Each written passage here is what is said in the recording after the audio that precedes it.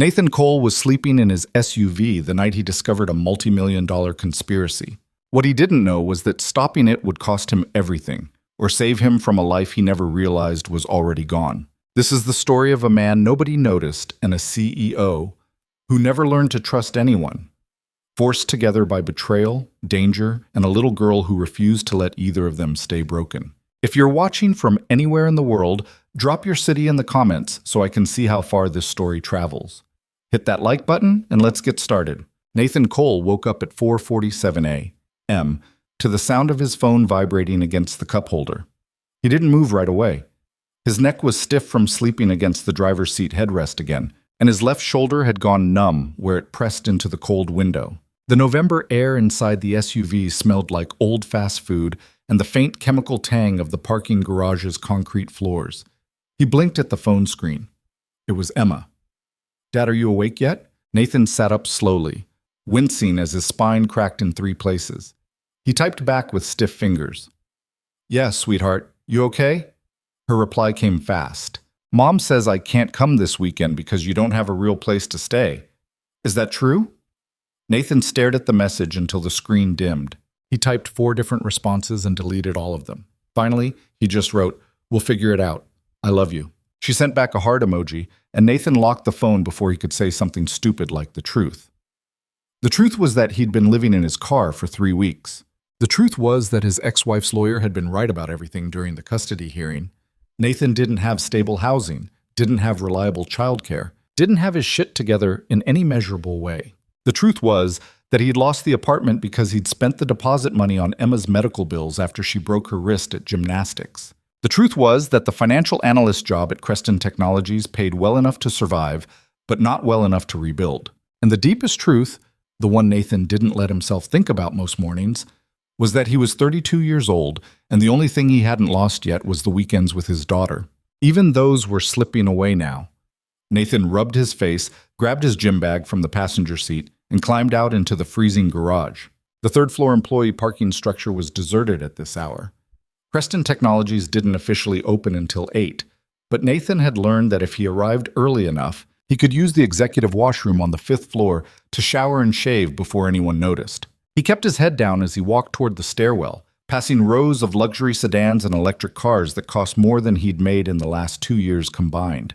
His own SUV was 14 years old, scratched along the passenger side, and made a horrible grinding noise every time he shifted into 3rd gear. But it had heated seats that still worked, a back seat big enough to stretch out in, and tinted windows that kept security from noticing he was sleeping inside it. Small victories. Nathan pushed through the stairwell door and climbed 5 flights in the dim service lighting. His knees ached. He'd played college soccer once, back when his life had a trajectory that made sense, and his body still remembered what it felt like to be strong. Now, he was just tired. The executive floor was silent and dark except for the green glow of the exit signs. Nathan moved quickly through the hallway, past the glass-walled offices of department heads and senior managers who wouldn't arrive for another 3 hours. He'd almost made it to the bathroom when he heard footsteps behind him. "You're here early." Nathan froze. He turned slowly and found himself face-to-face with Greg Tomlinson, one of Creston's chief operating officers. Greg was 50-something, silver-haired, and always looked like he'd just stepped out of a boardroom even at 5 in the morning. "Just getting a head start," Nathan said carefully. Greg's eyes flicked to the gym bag in Nathan's hand, then back to his face. For a long moment, neither of them spoke. "You working on the quarterly reconciliation?" Greg asked. "Yeah, should have the draft done by Monday." Greg nodded slowly. "Good. Claire's been asking about it." Nathan's stomach tightened at the name. Claire Bennett, CEO of Creston Technologies. 30 years old, Harvard-educated, and famous in the industry for turning around 3 failing companies before she was 28. She'd taken over Creston 2 years ago when it was hemorrhaging money and losing clients, and within 18 months she'd made it profitable again. She'd also fired 60 people in her first week. Nathan had never spoken directly to her. He wasn't important enough. He was just one of 40 analysts buried in the finance department, processing spreadsheets and flagging anomalies that someone higher up the chain would take credit for. "Tell her it'll be ready," Nathan said. Greg gave him a thin smile that didn't reach his eyes. "I'm sure it will be. Shit." He walked past Nathan toward the elevators, and Nathan stood there until the doors closed and the hallway was silent again. Then he went into the bathroom and locked the door behind him. By 8:30 a.m., Nathan was at his desk on the 9th floor, showered, and dressed in the same rotation of 3 button-down shirts he'd been wearing since September. The finance department was open plan, which meant 200 people crammed into a grid of low-walled cubicles beneath fluorescent lights that made everyone look vaguely unwell. Nathan's cubicle was in the back corner, wedged between a filing cabinet and a support beam. He liked it that way. Nobody bothered him. He opened his laptop and pulled up the reconciliation file he'd been working on for the past 2 weeks. It was supposed to be a routine audit, just matching Creston's internal financial records against the transactions reported to their international partners. Routine, boring, and completely straightforward. Except it wasn't. Nathan had found the first discrepancy 4 days ago. A payment listed as going to a software vendor in Singapore, but when he cross-referenced the transaction ID, the money had actually been routed through a shell company in the Cayman Islands. He'd flagged it as a clerical error and kept digging. Then he found another one, then 3 more. Now he was looking at a pattern. Over the past 18 months, someone had been siphoning money out of Creston's international accounts in small, carefully hidden increments. The amounts were never large enough to trigger automatic fraud alerts. 10,000 here, 15,000 there. But when Nathan added them up, the total came to just over $4 million. He sat back in his chair and stared at the spreadsheet. $4 million. Gone. And nobody had noticed except him. Nathan's first instinct was to report it immediately. Send an email to his department head, escalate it up the chain, let someone else handle it. But something stopped him. If this was deliberate fraud, and it was starting to look like it, then someone inside the company had to be involved. Someone with access to the international payment systems. Someone with enough authority to move money without raising flags. Which meant Nathan had no idea who he could trust. He minimized the spreadsheet and opened a new browser window. For the next 3 hours, he dug deeper into the transactions, tracing routing numbers and cross-referencing account names against Creston's vendor database. Most of the shell companies didn't exist. The addresses were fake. The contact information led to disconnected phone numbers and dead websites. But one name kept appearing in the metadata, Silver Lake Holdings. Nathan searched for it. Nothing. No business registration, no corporate filings, no website. It was a ghost. He was still staring at the screen when his desk phone rang. Nathan Cole, he answered automatically. Mr. Cole, this is Andrea from HR. Do you have a minute? Nathan's chest tightened. Sure. We need you to come down to the 3rd floor. There's some paperwork we need you to sign. What kind of paperwork? Just routine benefits updates. Shouldn't take long. Nathan hung up and sat very still. He'd worked at Creston for 6 years. HR had never called him before. He locked his laptop, grabbed his jacket, and took the stairs down to the 3rd floor. The HR office was tucked into a quiet corner of the building, behind a frosted glass door with the company logo etched across it. Nathan pushed it open and found Andrea sitting at the front desk, smiling too brightly. Mr. Cole, thanks for coming down. Have a seat. This'll just take a second. Nathan sat. Andrea slid a manila folder across the desk. We're updating our emergency contact information for all employees. Just need you to verify your current details and sign at the bottom. Nathan opened the folder. The form inside was blank except for his name at the top. This doesn't have any of my information on it, he said slowly. Andrea's smile didn't waver. Right, we're starting fresh. Just fill it out and we'll update the system. Nathan looked at her. She looked back. Something was wrong. Can I take this back to my desk? He asked. I don't have my daughter's school information memorized. Oh, that's fine. You can leave it blank for now and email it to me later. Then why did you call me down here? Andrea's smile finally slipped. I just thought it'd be easier to explain in person. Explain what? Before she could answer, the door behind her opened and Greg Tomlinson walked in. Nathan, Greg said pleasantly, glad you're here. We need to talk. Nathan stood up slowly. About what? About the files you've been accessing. The room went very quiet. Greg walked past Andrea and leaned against the edge of the desk, arms crossed. You've been digging into the international accounts, flagging transactions, running queries on vendor records. That's my job, Nathan said carefully. It is, but you've been going deeper than the reconciliation requires. Why? Because I found discrepancies. What kind of discrepancies? Us. Nathan hesitated. Every instinct told him to shut up, walk out, and go straight to a lawyer. But he'd spent 6 years being quiet and invisible, and it had gotten him exactly nowhere. Someone's been moving money through fake accounts, Nathan said. Millions of dollars. I was going to report it. Greg's expression didn't change. To who? I don't know yet. That's why I was still gathering evidence. Evidence, Greg repeated. That's a strong word. It's the right word. Oh, Greg nodded slowly. Then he straightened up and walked toward the door. Come with me. Where are we going? To talk to someone who needs to hear this directly. Nathan followed him out into the hallway, his pulse hammering in his throat. They didn't go to the executive floor. Instead, Greg led him to a service elevator Nathan had never used before. They rode in silence to the 12th floor, the one that didn't appear on the employee directory.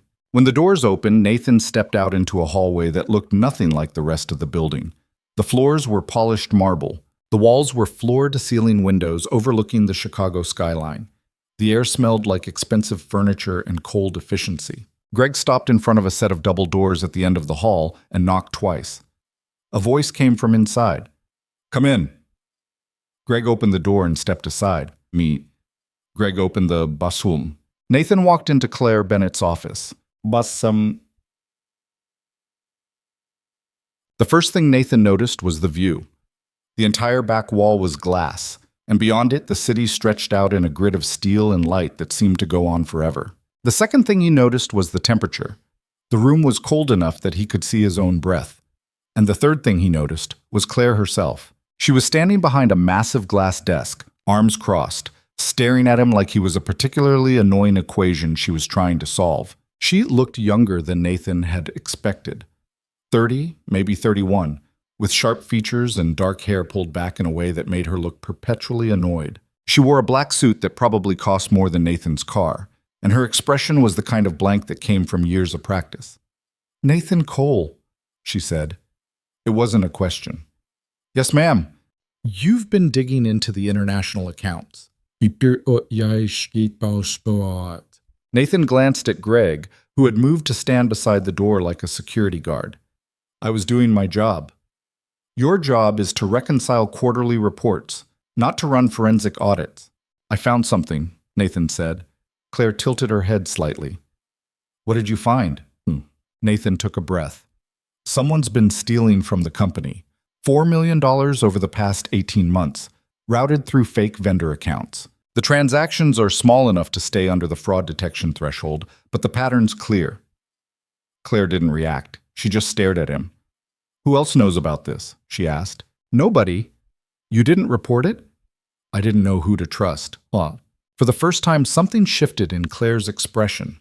Not quite a smile, but close. Smart, she said. Greg, leave us. Greg stiffened. Claire, I don't think... I said leave. Greg shot Nathan a look that could have stripped paint, then walked out and closed the door behind him. Claire gestured to the chair in front of her desk. Sit. Nathan sat. Claire leaned back against the edge of the desk and crossed her arms. Tell me everything. So Nathan did. He walked her through the discrepancies, the routing patterns, the shell companies that didn't exist. He showed her the spreadsheet on his phone, the metadata, the names that kept appearing in places they shouldn't. Claire listened without interrupting. When Nathan finished, she was quiet for a long moment. Silver Lake Holdings? She said finally. Yeah, you know it? No, but I'm going to. She walked around his desk and sat down, opening her laptop. Her fingers moved across the keyboard fast enough that Nathan couldn't follow. How long have you been sleeping in your car? She asked without looking up. Nathan went very still. What? Greg saw you this morning. Gym bag, 5th floor bathroom, 5 a.m. It's not hard to put together. Nathan's face burned. That's not relevant. It is if someone's watching you. Nathan blinked. What? Huh. Claire finally looked up. If you found this, and you're the only one who found this, then someone's going to notice. They're going to start asking questions. And if they find out you're vulnerable, no stable housing, custody issues, financial problems, they're going to use it. I'm not vulnerable, Nathan said, but even he didn't believe it. Claire's eyes were sharp and cold. Everyone's vulnerable. The trick is making sure nobody knows where. She closed the laptop and stood up. I'm putting you on a special assignment. You're going to keep digging, but you're going to report directly to me. Nobody else. Understand? Nathan nodded slowly. Good. Go back to your desk. Don't talk to Greg. Don't talk to HR. Don't talk to anyone about this. If you find something new, you call me. She handed him a business card with a handwritten number on the back. That's my private line. Use it. Nathan took the card. Why are you trusting me? Claire looked at him for a long moment. Because you're the first person in this building who hasn't lied to me in 6 months, she said. Then she turned back to her computer, and Nathan understood he was dismissed. Nathan spent the rest of the day at his desk, pretending to work on the reconciliation while his brain spun in circles. He kept replaying the conversation with Claire, trying to figure out what he'd just walked into. She was right about one thing. If someone was stealing millions of dollars, they weren't going to stop just because Nathan had noticed. They were going to cover their tracks. And Nathan was the only thing standing in the way. By the time the office emptied out at 6, Nathan's nerves were shot. He grabbed his jacket and headed for the parking garage, keeping his head down and his hands in his pockets. The garage was nearly empty now, just a few stragglers heading home late, their footsteps echoing off the concrete. Nathan's SUV was parked in the same spot he'd left it that morning, tucked into the corner near the stairwell. He unlocked the door, threw his bag into the back seat, and was about to climb in when he heard voices. 2 men coming from the stairwell. Nathan ducked behind the SUV and peered around the edge. The men were wearing black jackets and moving fast. One of them had a crowbar. They weren't heading for the exit. They were heading straight for Nathan's car. Nathan's heart slammed into his throat. He stayed low, watching as the 2 men stopped beside the SUV. One of them tried the door handle. Locked. Just break the window, the other one said. Not yet. Check the trunk first. Nathan's laptop was in the trunk. Everything he'd found, the spreadsheets, the transaction records, the evidence, was on that laptop. The man with the crowbar moved toward the back of the SUV. Nathan didn't think. He stood up, stepped around the car, and said, "Can I help you?" Both men turned. For a split second, nobody moved. Then the man with the crowbar swung. Nathan ducked, and the metal bar smashed into the SUV's side mirror, shattering it into pieces. He stumbled backward, his hands up, and the second man grabbed him by the jacket and slammed him against the car. "Where's the laptop?" the man hissed. "I don't know what you're talking about." The man hit him across the face, and Nathan's vision exploded into stars. He tasted blood. "The laptop," the man said again. "Where is it?" Nathan's ears were ringing. He couldn't think. He couldn't breathe. The man with the crowbar moved toward the trunk again. And then, from somewhere above them, a voice cut through the garage like a blade. "Step away from him." All 3 of them looked up. Claire Bennett was standing at the top of the stairwell, her phone in one hand and something small and black in the other. A gun. The 2 men froze. "I said step away," Claire repeated. The man holding Nathan let go and took a step back. Claire descended the stairs slowly, the gun trained on the men the entire time. Her face was calm, blank, completely unreadable. "Security's on the way," she said. "You've got about 30 seconds to decide whether you want to be here when they arrive." The 2 men exchanged a glance. Then they ran. Claire didn't lower the gun until they disappeared through the exit on the far side of the garage. Then she walked over to Nathan, who was still leaning against the SUV, his face bleeding and his hands shaking. "You okay?" she asked. Nathan nodded, but he wasn't. Claire looked at the shattered mirror, then at the SUV, then at Nathan. "They were after the laptop," she said. "Yeah. Which means someone knows what you found." Nathan wiped the blood from his mouth. "Yeah." Claire was quiet for a moment. Then she made a decision. "Get your stuff," she said. "You're coming with me." Well, what? You can't stay here. If they know about the laptop, they know about you. And if they're willing to send people after you in a parking garage, they're not going to stop. I can't just leave. You don't have a choice, Claire said. You're a target now. Nathan stared at her. Where am I supposed to go? Claire's expression didn't change. My house, she said, until we figure out who's trying to kill you. And for the first time in weeks, Nathan didn't have a single argument left. Claire's house wasn't a house. It was a fortress disguised as a mansion, sitting behind 12-foot iron gates in one of Chicago's oldest wealthy neighborhoods, where the streets had names like Astor and Burton, and the properties were measured in acres instead of lots. Nathan sat in the passenger seat of Claire's black Mercedes, watching the gate swing open as she pulled into a driveway lined with security cameras. His ribs ached where the man had slammed him against the SUV, and his jaw throbbed every time he moved it. The bleeding had stopped, but his shirt was ruined. Claire hadn't said a word since they'd left the parking garage. She parked in front of a 3-story brick building that looked like it had been standing since before the city had streetlights. The windows were dark, except for a few dim lights glowing behind heavy curtains on the ground floor. Come on, Claire said, already out of the car. Nathan followed her up the front steps and through a door that opened into a foyer bigger than his old apartment. The floors were marble. The walls were painted a cold gray blue. Everything was clean and expensive and completely silent. Claire locked the door behind them and punched a code into a security panel on the wall. Then she turned to Nathan and looked at him properly for the first time since the garage. You need ice, she said. I'm fine. You're bleeding on my floor. Nathan looked down. She was right. A few drops of blood had dripped onto the marble near his shoes. Claire sighed and walked deeper into the house. Follow me.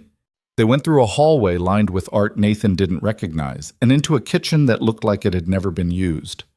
Granite counters, stainless steel appliances, a 6-burner stove that still had the manufacturer's stickers on the knobs. Claire opened the freezer and pulled out an ice pack wrapped in a towel. She handed it to Nathan without ceremony. Sit, she said, gesturing to one of the bar stools near the island. Nathan sat. He pressed the ice pack to his jaw and winced. Claire leaned against the counter, arms crossed. Tell me what you're thinking. I'm thinking someone really doesn't want me looking at those files. Obviously, but who? I don't know. Could be anyone with access to the international payment systems. That's at least a dozen people. Claire's eyes narrowed. Greg knew you were digging. He called you down to HR. He could have tipped someone off. Nathan had thought the same thing. Maybe. But why would he do that? Because he's involved, or because he's protecting someone who is. Well, Nathan shifted the ice pack. You don't trust him. I don't trust anyone, Claire said flatly. That's how I've stayed alive this long. She pushed off the counter and walked to the other side of the kitchen, opening a cabinet and pulling out a bottle of whiskey. She poured 2 glasses without asking if Nathan wanted one and slid one across the counter to him. Nathan stared at it. I don't drink.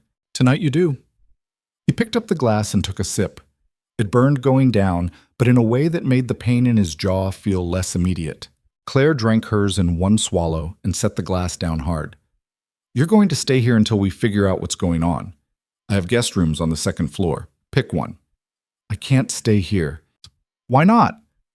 Because I have a daughter. I have custody weekends. I can't just disappear. Claire looked at him like he'd said something in a language she didn't speak. When's your next weekend? This Saturday. That's 4 days from now. We'll have answers by then. You don't know that. No, Claire admitted. But I know that if you go back to sleeping in your car, whoever sent those men will send more. And next time, I won't be there to stop them. Nathan set the ice pack down on the counter. His hands were still shaking. Why are you doing this? Doing what? Helping me. You don't know me. I'm just some analyst who found something he shouldn't have. Claire refilled her glass. You found something everyone else missed. That means you're either very good at your job or very lucky. Either way, I need you alive long enough to finish what you started. That's it? You're protecting your investment? Claire's jaw tightened. I'm protecting my company. If someone's stealing from me, I'm going to find out who, and then I'm going to destroy them. The way she said it made Nathan believe her. He picked up his glass and finished the whiskey. It didn't burn as much the second time. Okay, he said. I'll stay. But Just until Saturday. Claire nodded. Fine. She walked out of the kitchen, and Nathan sat there alone in the silence, wondering what the hell he'd just agreed to. The guest room Claire pointed him to was on the second floor at the end of a long hallway that smelled faintly of lavender and dust. The bed was massive, the kind with 4 posts and a headboard carved from dark wood. There was a bathroom attached with marble everything and towels so white they looked like they'd never been touched. Nathan dropped his bag on the floor and sat down on the edge of the bed. His phone buzzed. It was Emma again. Did you talk to Mom? Nathan closed his eyes. He'd forgotten to call his ex-wife. Again. He typed back. Not yet. I will tomorrow. I promise. Emma sent back a thumbs-up emoji, and Nathan felt like the worst father on the planet. He set the phone on the nightstand and lay back on the bed, staring at the ceiling. His entire body ached. His brain wouldn't stop running through the attack in the garage, replaying the moment the man grabbed him, the crack of the crowbar against the mirror, the look on Claire's face when she'd appeared at the top of the stairs with a gun. She'd saved his life, and Nathan still didn't know why. He didn't sleep that night. Every time he closed his eyes, he saw the 2 men in black jackets, heard the man's voice hissing, "Where's the laptop?" felt the impact of the fist against his face. By the time the sun started filtering through the curtains, Nathan gave up and went downstairs. The house was just as quiet as it had been the night before. Nathan wandered through the hallways, past rooms that looked like they belonged in a museum. Everything was clean and untouched and cold. He found Claire in a room at the back of the house that she'd turned into an office. She was sitting at a desk in front of 3 monitors, typing so fast her fingers blurred. She didn't look up when Nathan knocked on the doorframe. "You're up early," she said. "Couldn't sleep." "Neither could I." She finally glanced at him. "How's your face?" "Sore." "Good. Means you're still alive." Nathan stepped into the office. The monitors were filled with spreadsheets, transaction records, corporate filings. Claire had been working all night. "Did you find anything?" he asked. "Maybe." She pulled up a document on the center monitor. Silver Lake Holdings. It's registered in the Cayman Islands under a parent company called Meridian Group. And Meridian Group has ties to a venture capital firm in New York. "Which firm?" "Langford Capital." Nathan frowned. "I've heard that name before." "You should have. They tried to buy Creston 2 years ago. I blocked the sale." Nathan's stomach dropped. "You think they're retaliating?" "I think they're trying to force me out so they can buy the company for cheap." Claire leaned back in her chair.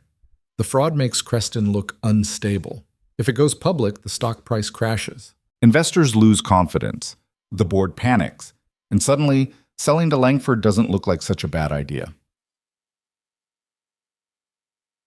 "But you're the CEO. They can't just force you out." Claire's smile was thin and bitter. "They can if the board votes me out. And if they have enough people on the inside working against me, they will." Nathan felt cold. "You think someone on the board is involved?" "I know someone on the board is involved. I just don't know who yet." She stood up and walked to the window. Outside, the sun was rising over the city, painting the sky in shades of orange and pink. "My father built this company," Claire said quietly. "He started it in a garage 30 years ago with nothing but a laptop and a credit card. By the time I was in high school, Creston had offices in 6 countries. He was going to leave it to me." Nathan waited. Then he found out one of his partners was embezzling. The scandal went public. Investors pulled out. The company nearly collapsed. My father couldn't handle it." She paused. "He killed himself 3 weeks later." Nathan's chest tightened. "I'm sorry." Claire didn't turn around. "I rebuilt this company from nothing. I spent 10 years clawing my way back to the top, and I'm not going to let someone take it from me the same way they took it from him." Her voice was steady, but Nathan could hear the edge underneath it, the anger, the fear. "We're going to stop them," Nathan said. Claire finally looked at him. "How?" "I don't know yet, but we will." For a moment, Claire just stared at him. Then she nodded once and turned back to the monitors. "Get cleaned up," she said. "We're going back to the office in an hour. And this time, you're staying close to me."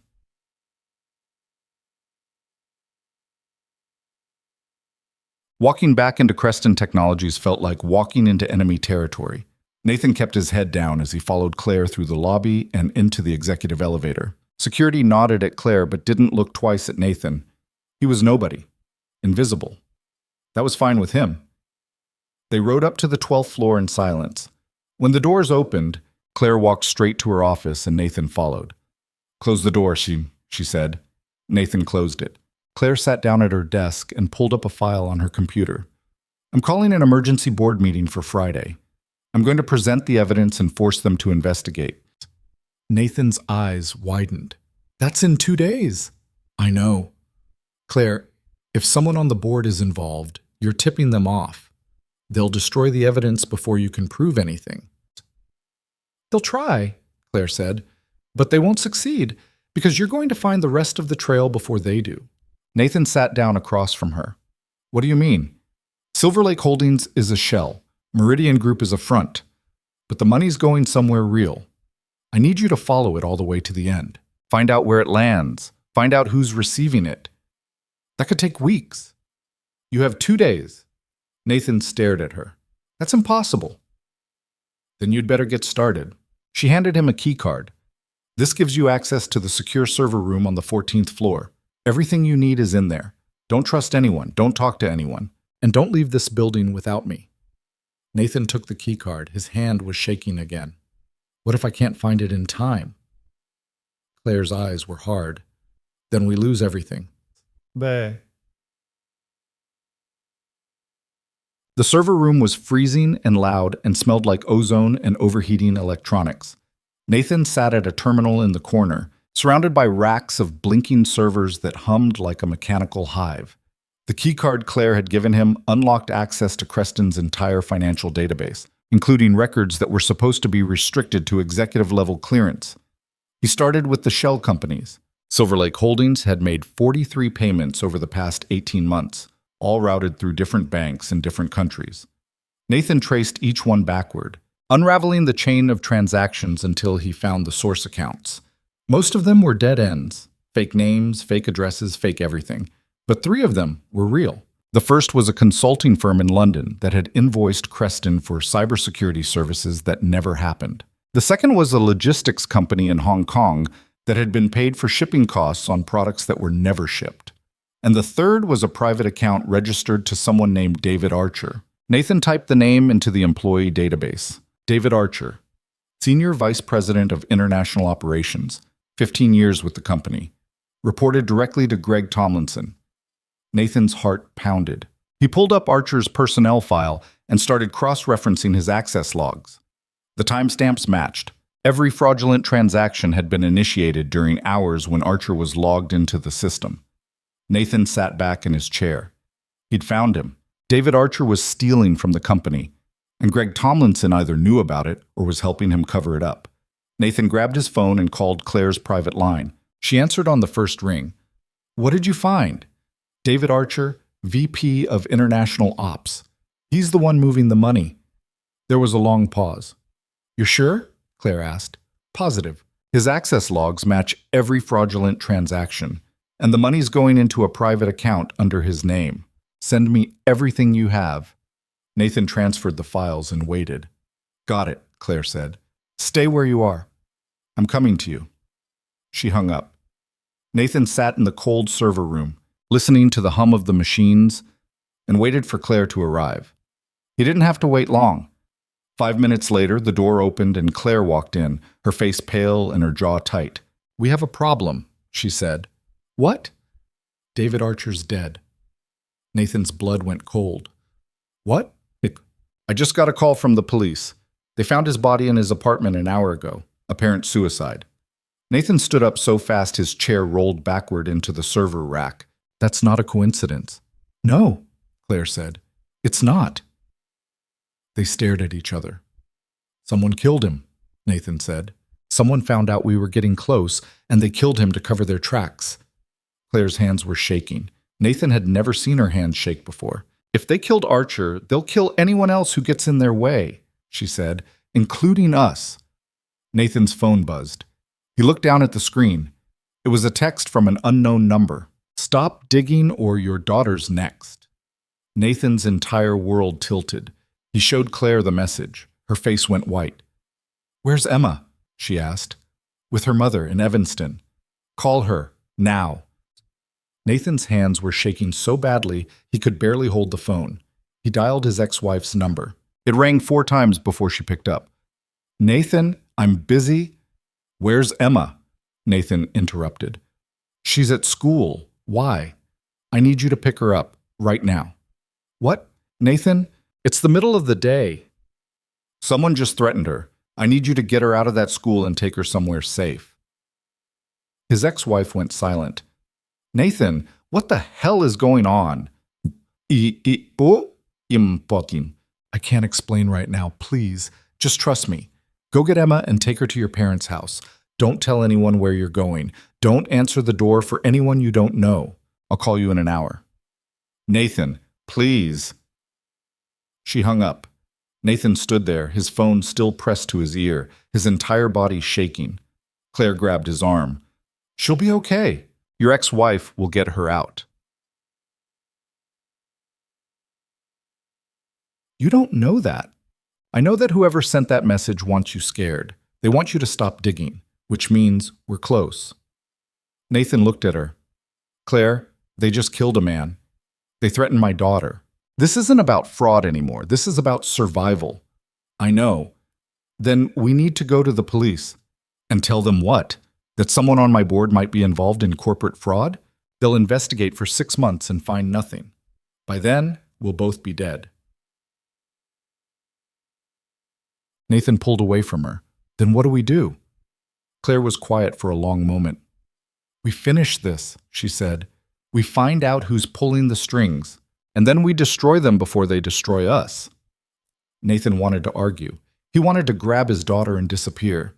He wanted to go back to being invisible, but he couldn't. Not anymore. "Okay," he said. "What's the plan?" They worked through the night. Claire pulled records, cross-referenced board meeting minutes, traced financial ties between Creston's executives and outside firms. Nathan dug deeper into the transaction logs, looking for patterns, looking for mistakes, looking for anything that would lead them to the person at the top. By 3 a.m., they'd narrowed it down to 3 people on the board who had direct ties to Langford Capital. One of them was Greg Tomlinson. Nathan wasn't surprised. What surprised him was the second name on the list, Margaret Chen, Chief Financial Officer, 20 years with the company, one of the few people Claire said she trusted. "She can't be involved," Claire said, staring at the screen. "I've known her since I took over. She helped me rebuild this company." "Her husband works for Langford," Nathan said quietly, "and she's been signing off on every international transaction for the past 2 years. Claire's face went gray. The third name was Richard Dawson, head of the board. 65 years old, been with Creston since Claire's father founded it. "He was my father's best friend," Claire said. Her voice sounded hollow. "He's the one who convinced me to come back after my father died." Nathan didn't say anything. There was nothing to say. Claire stood up and walked to the window. Outside, the city was dark except for a few scattered lights. "The board meeting's in 36 hours, she said. "If we accuse the wrong person, we're finished. If we accuse the right person and can't prove it, we're finished. And if we do nothing, they'll vote me out and sell the company anyway." Nathan joined her at the window. "So what do we do?" Claire turned to look at him. "We set a trap." The plan was simple. Claire would send an email to all 3 suspects, Greg, Margaret, and Richard, claiming that Nathan had found definitive proof of the fraud and would be presenting it at the board meeting. She'd include just enough detail to make it believable, but not enough to reveal what they actually knew. Then they'd watch to see who panicked. "Whoever's behind this will try to stop you before the meeting," Claire said. "They'll either come after you directly or try to destroy the evidence." "So I'm bait," Nathan said. "Yes." "Great." Claire almost smiled. "You'll be safe. I'm hiring private security. They'll be with you every second until the meeting." "And if the security's compromised? Then I'll shoot them myself." Nathan believed her.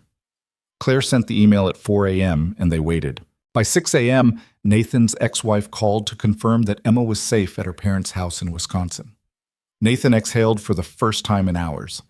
By 8 a.m., 2 private security guards arrived at Claire's house. Former military, both of them, with earpieces and guns hidden under tailored jackets. They didn't talk much. Nathan liked them immediately. By 10 a.m., Claire's phone rang. She put it on speaker. "Claire, it's Margaret. We need to talk." Claire's eyes met Nathan's. "About what?" "About the email you sent this morning. Is it true? Did your analyst really find proof?" "Yes." Margaret was quiet for a moment. "Claire, I think you need to be very careful about how you present this. If you accuse the wrong person, it could destroy the company." "I'm aware." "Are you? Because if this goes public, the stock will crash. We'll lose investors. We'll lose clients. Everything your father built will be gone." Claire's jaw tightened. "My father's company was stolen from him by people he trusted. I'm not making the same mistake." "Claire, if you have something to say, Margaret, say it at the board meeting." Claire hung up. Nathan stared at her. "You think it's her?" "I don't know, but she's scared." The phone rang again. This time it was Richard Dawson. "Claire, what the hell is going on?" "I'm presenting evidence of fraud at the board meeting. You'll see it when everyone else does. You can't just spring this on us. If there's fraud, we need to investigate it properly. Hire an outside firm. Go through the right channels." "The right channels failed. That's why I'm handling it myself." "Claire, I'm trying to protect you." "No, you're trying to protect yourself." Richard's voice went cold. "What's that supposed to mean?" "It means I know about your ties to Langford Capital. I know you've been pushing for a sale, and I know you'll do anything to make it happen. You're making a mistake." "We'll see," Claire said, and hung up. Nathan ran a hand through his hair. "That leaves Greg." "He won't call," Claire said. "He'll come in person." She was right. 20 minutes later, the doorbell rang. The security guards checked the camera and nodded to Claire. She walked to the front door and opened it. Greg Tomlinson stood on the steps, looking pale and exhausted. "We need to talk," he said. Claire didn't move. "Then talk." Greg glanced at Nathan, then back at Claire. "Not here. Somewhere private. Anything you say to me, you can say in front of him." Greg's jaw worked. "Fine. You're making a huge mistake, Claire. If you go public with this, you'll destroy the company. The company's already being destroyed. I'm trying to save it. By accusing your own board? By turning this into a witch hunt? By exposing the people who are stealing from it." Greg took a step closer. "You don't know what you're dealing with. These people are dangerous. They've already killed Archer. If you keep pushing, they'll kill you too." Claire's expression didn't change. "Is that a threat?" "It's a warning." "Then I'll take my chances." Greg stared at her for a long moment. Then he turned and walked back to his car. Claire closed the door and locked it. Nathan let out a breath he didn't know he'd been holding. "He's scared." "They all are," Claire said. "Which means we're close." The board meeting was scheduled for 2 p.m. on Friday. By noon, Nathan was ready to crawl out of his own skin. He'd spent the morning going over the evidence one more time, making sure every transaction was documented, every shell company traced, every connection verified. Claire had prepared a presentation that laid it all out in a way even the most corrupt board member couldn't deny. They had everything. But Nathan couldn't shake the feeling that it wasn't going to be enough. At 1 p.m., Claire came downstairs wearing a black suit and an expression that could cut glass. "Ready?" she asked. Nathan nodded. "As I'll ever be." They left the house with the 2 security guards flanking them. Claire drove, her hand steady on the wheel, her eyes focused on the road. Nathan's phone buzzed. Another text from the unknown number. "Last chance. Walk away or die." Nathan showed it to Claire. She didn't even blink. "They're desperate," she said. "That means we've already won." Nathan wanted to believe her. They pulled into the Creston parking garage at 1:45 p.m. The security guards swept the area before letting them out of the car. Everything was clear. They took the elevator to the 12th floor. The boardroom was at the end of the hall, behind glass doors that looked out over the city. Nathan could see people already gathering inside. Margaret Chen, Richard Dawson, a dozen other board members Nathan didn't recognize. Greg Tomlinson was standing near the window, talking on his phone. Claire stopped outside the doors and turned to Nathan. "Whatever happens in there, don't back down," she said. "They're going to try to discredit you. They're going to try to make you look incompetent. Don't let them." "I won't." Claire nodded. Then she pushed open the doors and walked inside. Nathan followed her. Every head in the room turned to look at them. Richard Dawson stood at the head of the table. "Claire, Nathan, glad you could make it." His voice was pleasant, but his eyes were cold. Claire set her laptop on the table and plugged it into the projector. "Let's get started."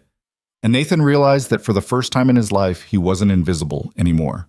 The projector hummed to life and threw Claire's first slide onto the wall behind Richard Dawson's head. It was a simple chart showing Creston's international payment history over the past 18 months, color-coded by region. Most of the board members leaned forward to look at it. A few exchanged glances. Greg Tomlinson stayed where he was by the window, his phone still pressed to his ear. Claire stood at the head of the table, her hands flat on the surface, her voice calm and precise. Over the past 18 months, $4.2 million has been stolen from this company through a series of fraudulent transactions routed through shell companies in the Cayman Islands, Singapore, and Hong Kong. The theft was carefully structured to avoid detection by our automated fraud systems. Small increments, varied timing, fake vendor invoices. Whoever did this knew exactly how our systems worked. Up. She clicked to the next slide. A list of company names appeared. Silver Lake Holdings, Meridian Group. 3 others Nathan had traced back to fake addresses and disconnected phones. Margaret Chen leaned back in her chair, her face pale. "Claire, this is a serious accusation. Do you have proof?" "I have transaction records, routing numbers, and access logs," Claire said, "all of which point to someone inside this company with executive-level clearance." Richard Dawson cleared his throat. "And you're bringing this to us now? Why didn't you report this to the authorities?" "Because I needed to know who I could trust first." The room went very quiet.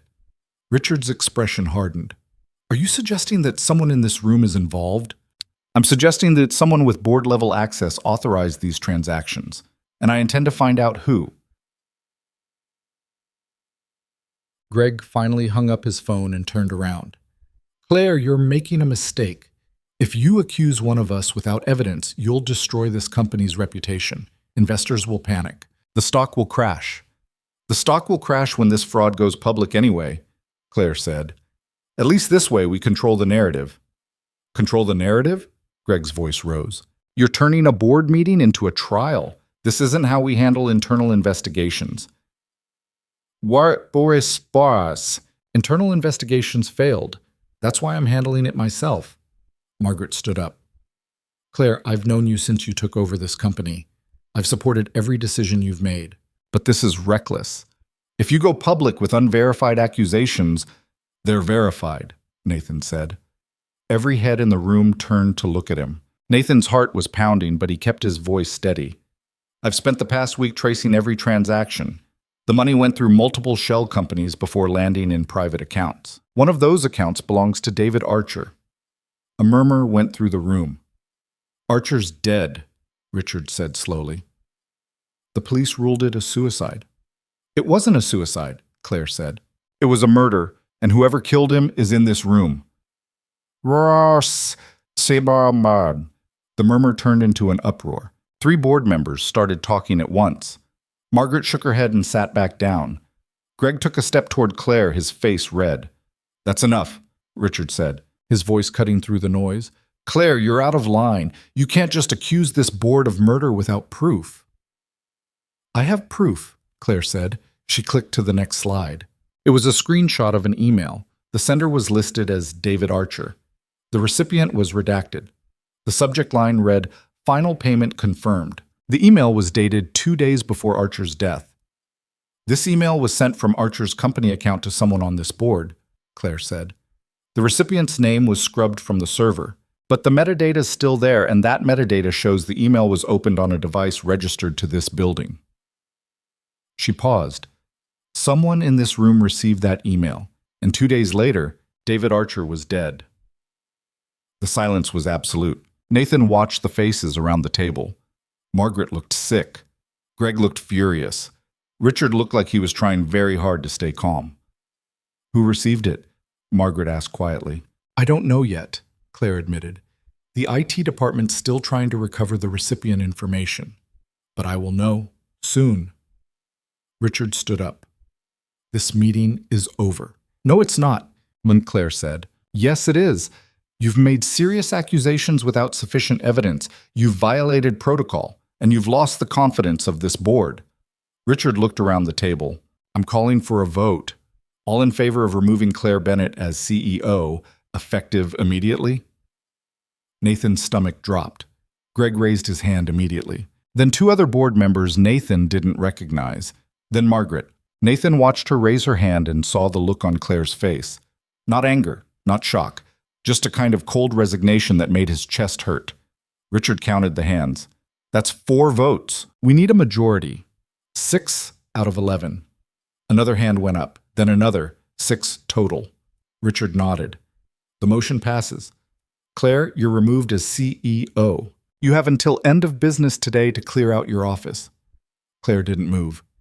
You can't do this. We just did. I'm the majority shareholder. You're the former CEO, Richard interrupted. And unless you want us to file a lawsuit for defamation, I suggest you leave quietly. Claire's hands were shaking. Nathan could see them trembling against the table. She closed her laptop, unplugged it from the projector, and walked out of the boardroom without another word. Nathan stood there for a moment, staring at the people who had just destroyed her. Then he followed her. Claire made it halfway down the hall before she stopped walking. She stood there, her laptop clutched against her chest, her breathing fast and shallow. Nathan caught up to her. Claire, don't, she said. They can't just... They can. And they did. She turned to look at him. Her eyes were dry, but her face was white. I lost. No, we still have the evidence. We can take it to the police, to the SEC, to the media, and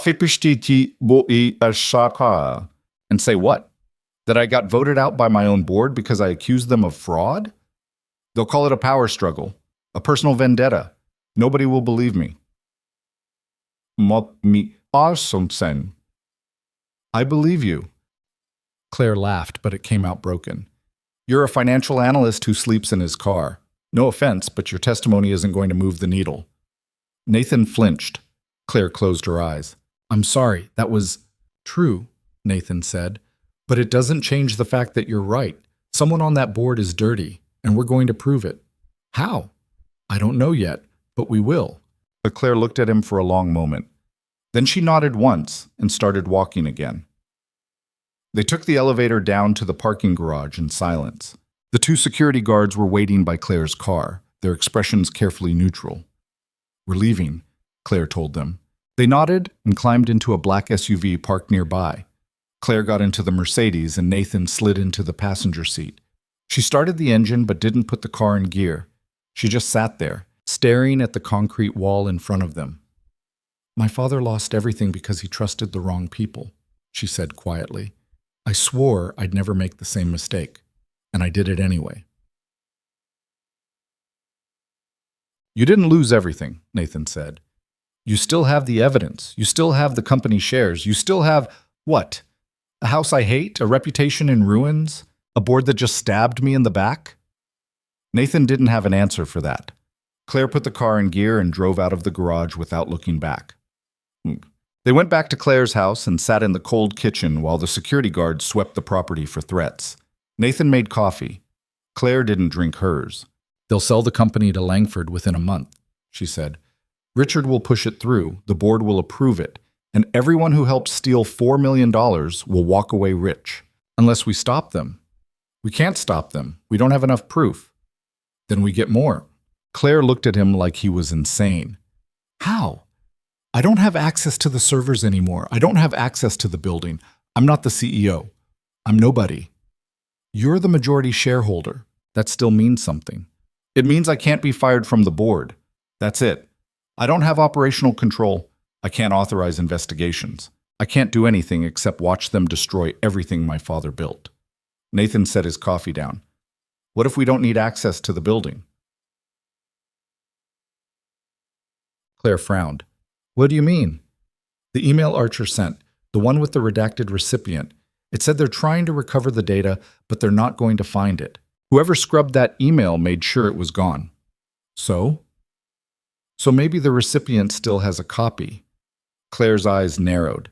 You want to hack into their personal devices. I want to recover the evidence they thought they destroyed. That's illegal.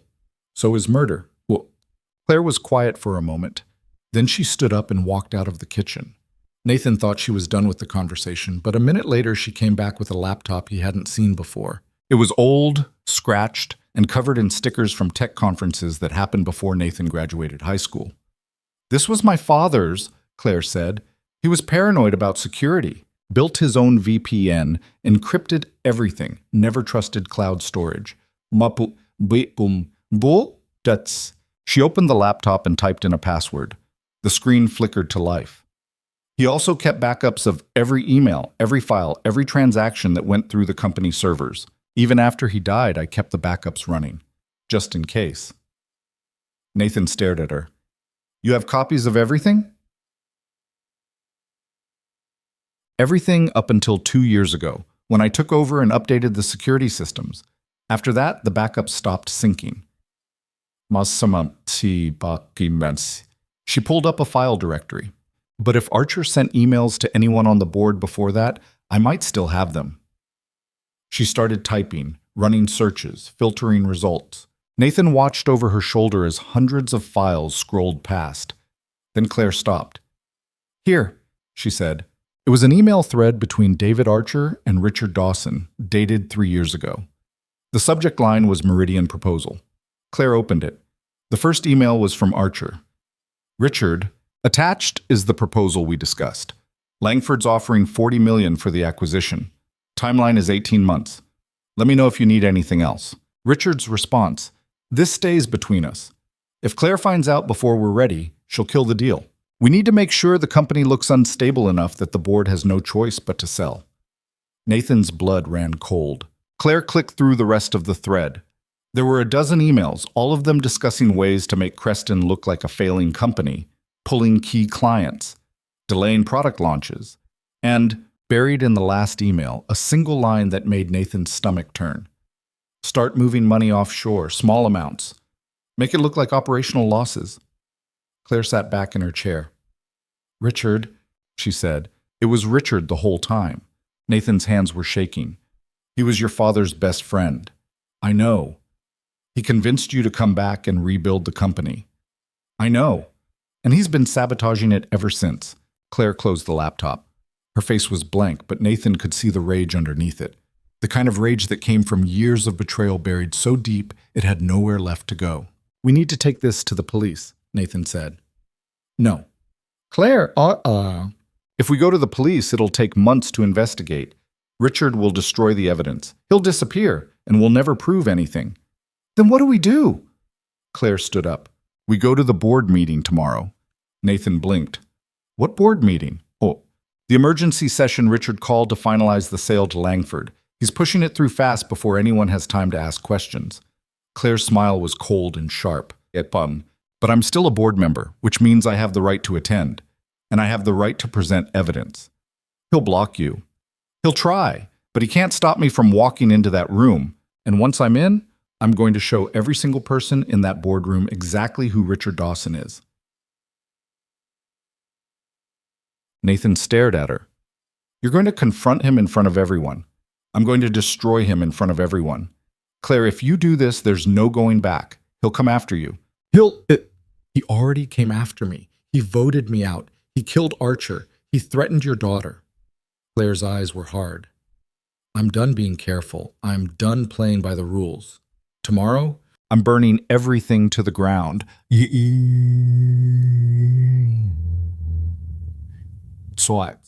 spent the rest of the day preparing. Claire printed copies of every email, every transaction record, every piece of evidence that tied Richard to the fraud. Nathan organized it into a presentation that even the most corrupt board member couldn't ignore. By midnight, they were ready. Claire sent an email to every board member, informing them that she would be attending tomorrow's meeting and presenting new evidence. She didn't give them details. She didn't give them time to prepare. She just told them to be there. Nathan tried to sleep that night, but his brain wouldn't shut off. He kept thinking about Emma, about the text message threatening her, about the look on Richard's face when Claire had accused the board. He kept thinking about what would happen if they failed. At 2 a.m., he gave up and went downstairs. Claire was in the kitchen, sitting at the island with a glass of whiskey in front of her. She wasn't drinking it, she was just staring at it. "Can't sleep?" Nathan asked. "Haven't slept in 3 days." Nathan sat down across from her. "You okay?" Claire laughed. "No." "Yeah, me neither." They sat in silence for a while. "My father used to sit at this counter every morning before work," Claire said. "He'd drink terrible coffee and read the newspaper and complain about traffic. He was happy. Even when the company was struggling, even when money was tight, he was happy." She picked up the glass and turned it in her hands. "I never understood how he could be like that, how he could care so much about something and still be okay when it fell apart." "Maybe he cared about more than just the company," Nathan said. Claire looked at him. "Like what?" "Like you." Her expression flickered. "He killed himself and left me with nothing." "He left you with the company." "No. Richard and the board took the company. My father left me with debt and a scandal and a name nobody would hire." Nathan hesitated. "Is that why you came back? To prove them wrong?" "I came back because I didn't know what else to do." Claire set the glass down. "I was 25 years old, and the only thing I knew how to do was fix broken companies. So I fixed this one, and then I kept fixing it, and I told myself it was enough. But it wasn't." "No." Claire looked out the window at the dark yard. "It's never enough. No matter how much I save, no matter how much I build, it's still just a company. It's still just numbers on a screen. And at the end of the day, I go home to this house, and it's empty. It's always empty." Nathan didn't know what to say. Claire stood up and walked to the sink. She poured the whiskey down the drain and rinsed the glass. "I'm not my father," she said quietly. "I'm not going to let this destroy me." "Good," Nathan said, "because I need you alive long enough to finish this." Claire almost smiled. "You're not getting rid of me that easily." The board meeting was scheduled for 10 a.m. Nathan woke up at 6, showered, and put on the best shirt he had left. It was wrinkled, and the collar was frayed, but it was clean. Claire was already downstairs, dressed in the same black suit she'd worn the day before. She looked exhausted and furious and ready to burn the world down. "Ready?" she asked. Nathan nodded.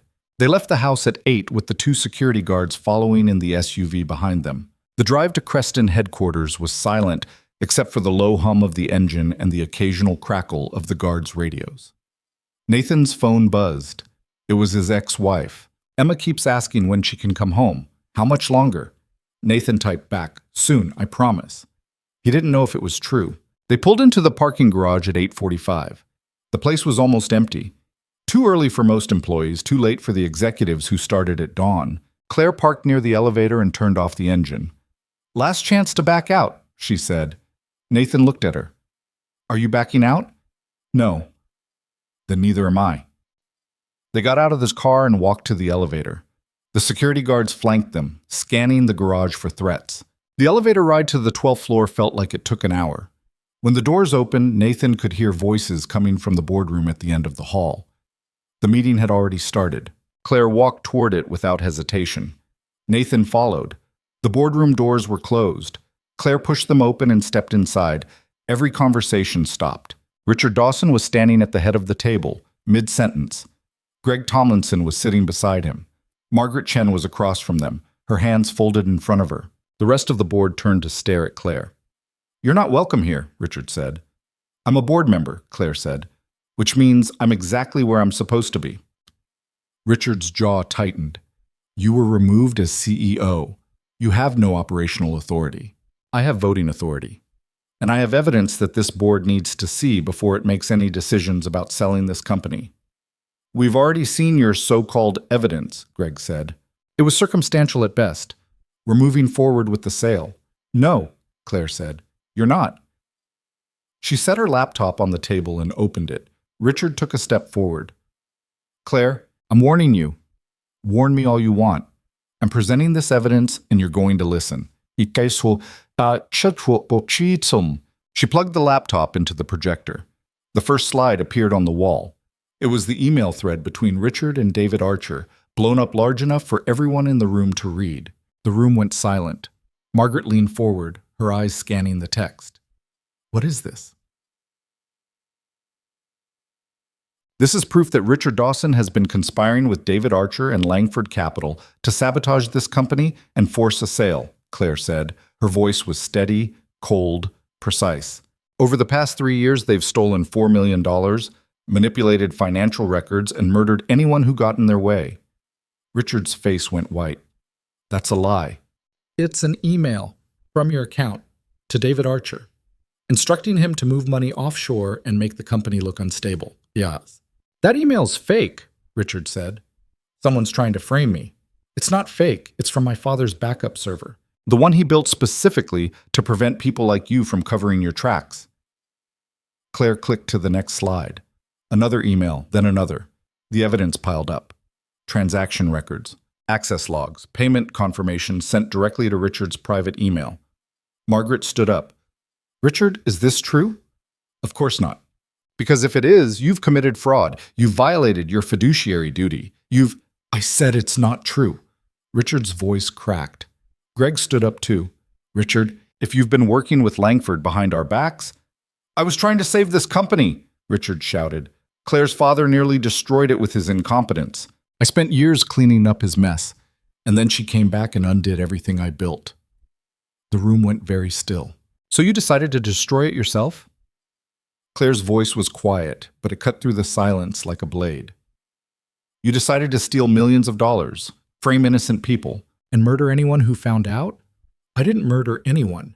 David Archer is dead, and the last email he sent before he died was to you. Richard took a step back. You can't prove that. I can, and I will. Claire clicked to the final slide. It was a screenshot of an email sent from Archer's account to Richard, timestamped 2 days before Archer's death. The subject line was, "We need to talk." The body of the email was short. I can't do this anymore. I'm going to the police. Richard's response sent 4 hours later. Don't do anything stupid. We'll handle it. The room exploded. 3 board members started shouting at once. Margaret slammed her hand on the table. Greg stood frozen, his face pale. Richard just stared at the screen. You killed him? Claire said. You killed him to keep him quiet. I didn't... Richard's voice broke. I didn't kill him. He stopped. The silence that followed was deafening. You just what? Margaret asked. Richard didn't answer. Claire leaned forward. You just told someone else to do it. Who? Who did you hire? Richard shook his head. I want a lawyer. Too late for that? Claire said. She pulled out her phone and dialed a number. A voice answered on the second ring. This is Agent Kowalski, FBI. Claire put the call on speaker. Agent Kowalski, this is Claire Bennett. I'm a board member at Creston Technologies. I'm currently in a board meeting with Richard Dawson, and I have evidence that he's committed fraud, embezzlement, and conspiracy to commit murder. I'd like to turn that evidence over to you immediately. There was a pause. Stay where you are, the agent said. We're on our way. Claire hung up. Richard stared at her. You just destroyed this company. No, Claire said. I just saved it. The FBI arrived 20 minutes later. They escorted Richard out of the building in handcuffs while the rest of the board sat in stunned silence. Greg tried to leave, but the agent stopped him at the door and started asking questions about his involvement. Margaret walked over to Claire, her face ashen. I'm sorry, she said. I didn't know. I swear I didn't know. Claire looked at her. You voted to remove me because Richard told me you were having a breakdown. He said you were making accusations without proof. He said, Margaret stopped. I believed him. I'm sorry. Claire didn't respond. Nathan stood near the window, watching the agents load Richard into the back of a black SUV. One of the agents walked over to Claire. Ms. Bennett, we're going to need you to come down to the field office and give a statement. Claire nodded. I'll be there this afternoon. The agent left. The boardroom emptied slowly. One by one, the members filed out, none of them looking at Claire. Soon it was just Claire, Nathan, and Margaret. Margaret cleared her throat. The board will need to vote on a new CEO. Claire didn't look at her. I don't want it. Margaret blinked. What? I don't want to be CEO. Not anymore. Claire, I spent 10 years fighting for this company. I spent 10 years sacrificing everything to keep it alive. And it almost killed me. Claire turned to face Margaret. I'm done. Margaret looked like she wanted to argue, but she didn't. She just nodded and walked out. Nathan stayed. Claire sat down in one of the chairs and stared at the empty boardroom. What are you going to do now? Nathan asked. Claire was quiet for a long time. I don't know, she said finally. For the first time in my life, I have no idea what comes next. Nathan sat down beside her. Maybe that's not a bad thing. Claire looked at him. You think so? I think you've been holding this company together for so long, you forgot what it's like to just exist without it. I don't know how to do that. Neither do I. But maybe we can figure it out together. Claire's lips twitched. It wasn't quite a smile, but it was close. You're a terrible financial analyst, you know that? Nathan laughed. Yeah, I know. They sat there for a while, watching the city through the floor-to-ceiling windows, and for the first time in weeks, Nathan felt like he could breathe. His phone buzzed. It was Emma. Dad, can I come home now? Nathan smiled. Yeah, sweetheart, you can come home.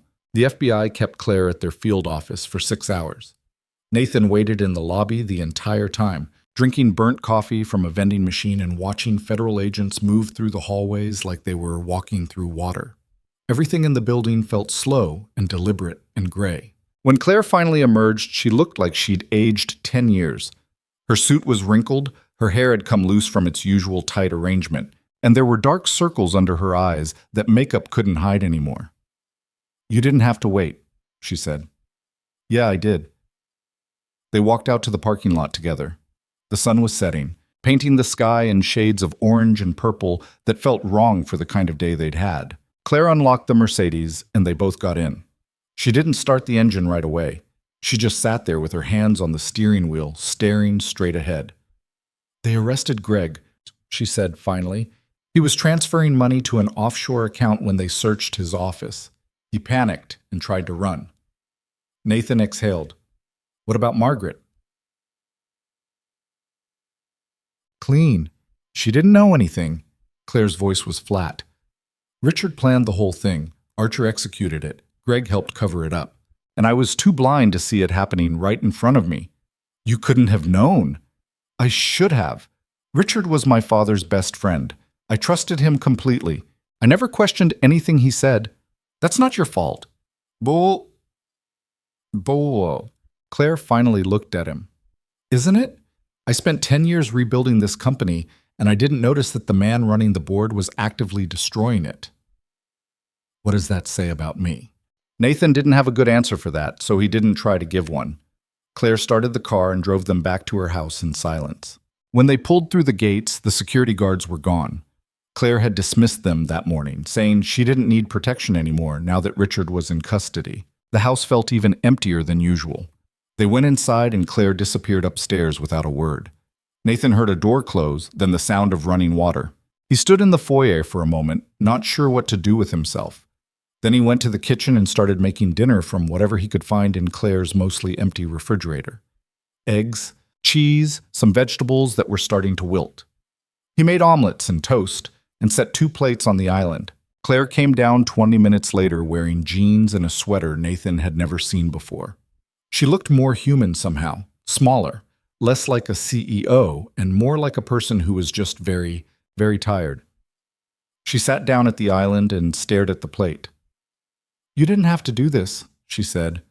I know. I don't usually eat dinner. I know that too. Claire picked up her fork and took a bite, then another. She ate mechanically, like she was checking off a box on a list. Nathan ate his own omelet and didn't push her to talk. When they were both finished, Claire carried her plate to the sink and rinsed it. I got a call from the board, she said, her back still to Nathan. They want me to come back as CEO. Nathan set his fork down. What did you say? I said I'd think about it. Are you going to do it? Well, Claire turned around and leaned against the counter. I don't know. Part of me wants to say yes. Go back, fix the damage Richard caused, prove that I can still run the company. That's what I've always done. Every time something fell apart, I put it back together. And the other part? The other part wants to sell my shares and walk away. Let someone else clean up the mess. Let someone else spend their entire life fighting for a company that almost got them killed. She crossed her arms. She crossed. The problem is I don't know who I am if I'm not doing this. I've been saving failing companies since I was 25. It's the only thing I know how to do. Nathan stood up and walked over to her. Maybe that's the problem. Maybe you've been so busy saving everyone else that you forgot to figure out what you actually want. Claire looked at him. What do you want, Nathan? The question caught him off guard. I want to see my daughter more than 2 weekends a month, he said slowly. I want to stop sleeping in my car. I want to stop feeling like I'm one missed paycheck away from losing everything. That's not what I asked. I asked what you want, not what you need to survive. Nathan thought about it. I want to be a good father, he said finally. I want Emma to grow up knowing that I didn't give up on her, that I fought for her even when everything else was falling apart. Claire's expression softened. You're already doing that. Not well enough. Nobody does it well enough. That's the point. They stood there in the quiet kitchen, and Nathan realized that at some point over the past 2 weeks, Claire had stopped being his boss and started being something else. A partner, maybe. Or a friend. Or something he didn't have a name for yet. The board offered you a position too, Claire said. Nathan blinked. What? They want to promote you to Director of Financial Oversight. Full executive benefits, corner office, salary. That's triple what you're making now. She paused. I told them you'd probably say no. Why would I say no? Because you don't want to be an executive. You want to be a father. Nathan stared at her. How do you know what I want? Because I've been watching you for 2 weeks. Every time your phone buzzes, you check if it's Emma. Every time you talk about the future, you mention her first. You don't care about corner offices or executive benefits. You care about being there for your daughter. She was right, and it made Nathan's chest hurt. I can't afford to turn down that kind of salary, he said. Emma's medical bills, the custody lawyer, the rent I owe on the apartment I lost. I'll pay off your debts, Claire said. Nathan took a step back. What? You saved my company. You saved my life. Let me pay off your debts. All of them. You can start over without the weight of everything you've lost. Claire, I can't. Yes, you can. And you will. Because if you take that executive position, you're going to end up just like me. Working 80 hours a week, missing your daughter's childhood, waking up one day and realizing you spent your whole life building something that doesn't matter. Nathan's throat was tight. The company matters to you. No, it doesn't. It mattered to my father. I just convinced myself it mattered to me because I didn't know what else to care about. Claire looked out the window at the dark yard. Claire looked, You have a second chance, Nathan. Don't waste it trying to be someone you're not. Nathan wanted to argue. He wanted to say that he needed the money, needed the job, needed the stability. But the truth was that Claire was right. He didn't want to be an executive. He wanted to be a father. Okay, he said quietly. I'll turn it down. Claire nodded. Good. But I'm not letting you pay off my debts.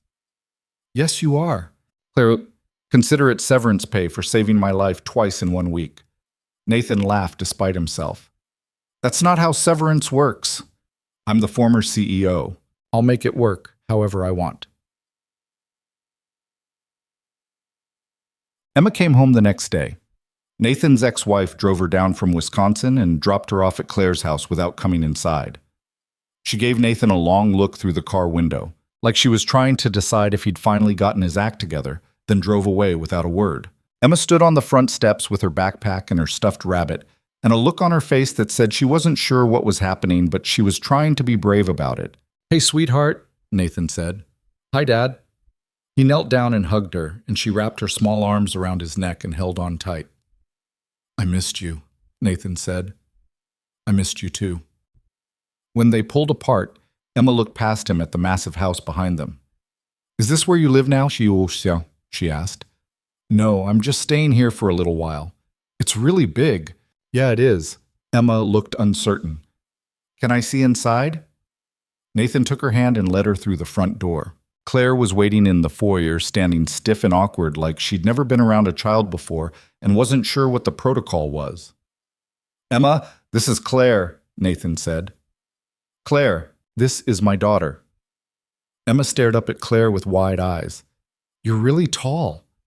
Claire blinked. "I'm wearing heels. They're pretty." "Thank you." There was a long pause. "Do you want to see the castle?" Claire asked suddenly. Emma's face lit up. "This is a castle?" "It's a house, but it's old and big, so I suppose it could be a castle if you wanted it to be." Emma looked at Nathan for permission. Nathan nodded. "Okay," Emma said.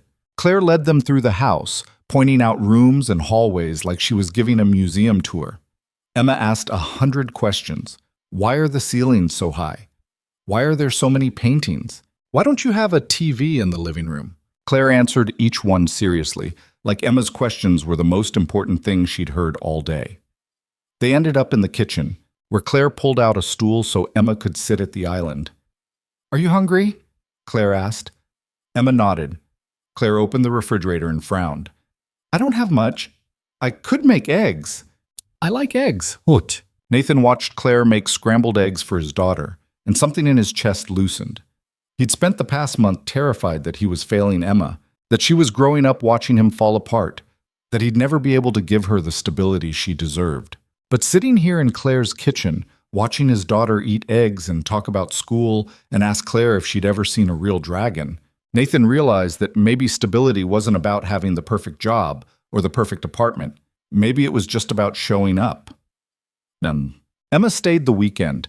Nathan had been worried it would be awkward, living in someone else's house with his daughter, but Claire made it easy. She cleared out one of the guest rooms and let Emma decorate it however she wanted.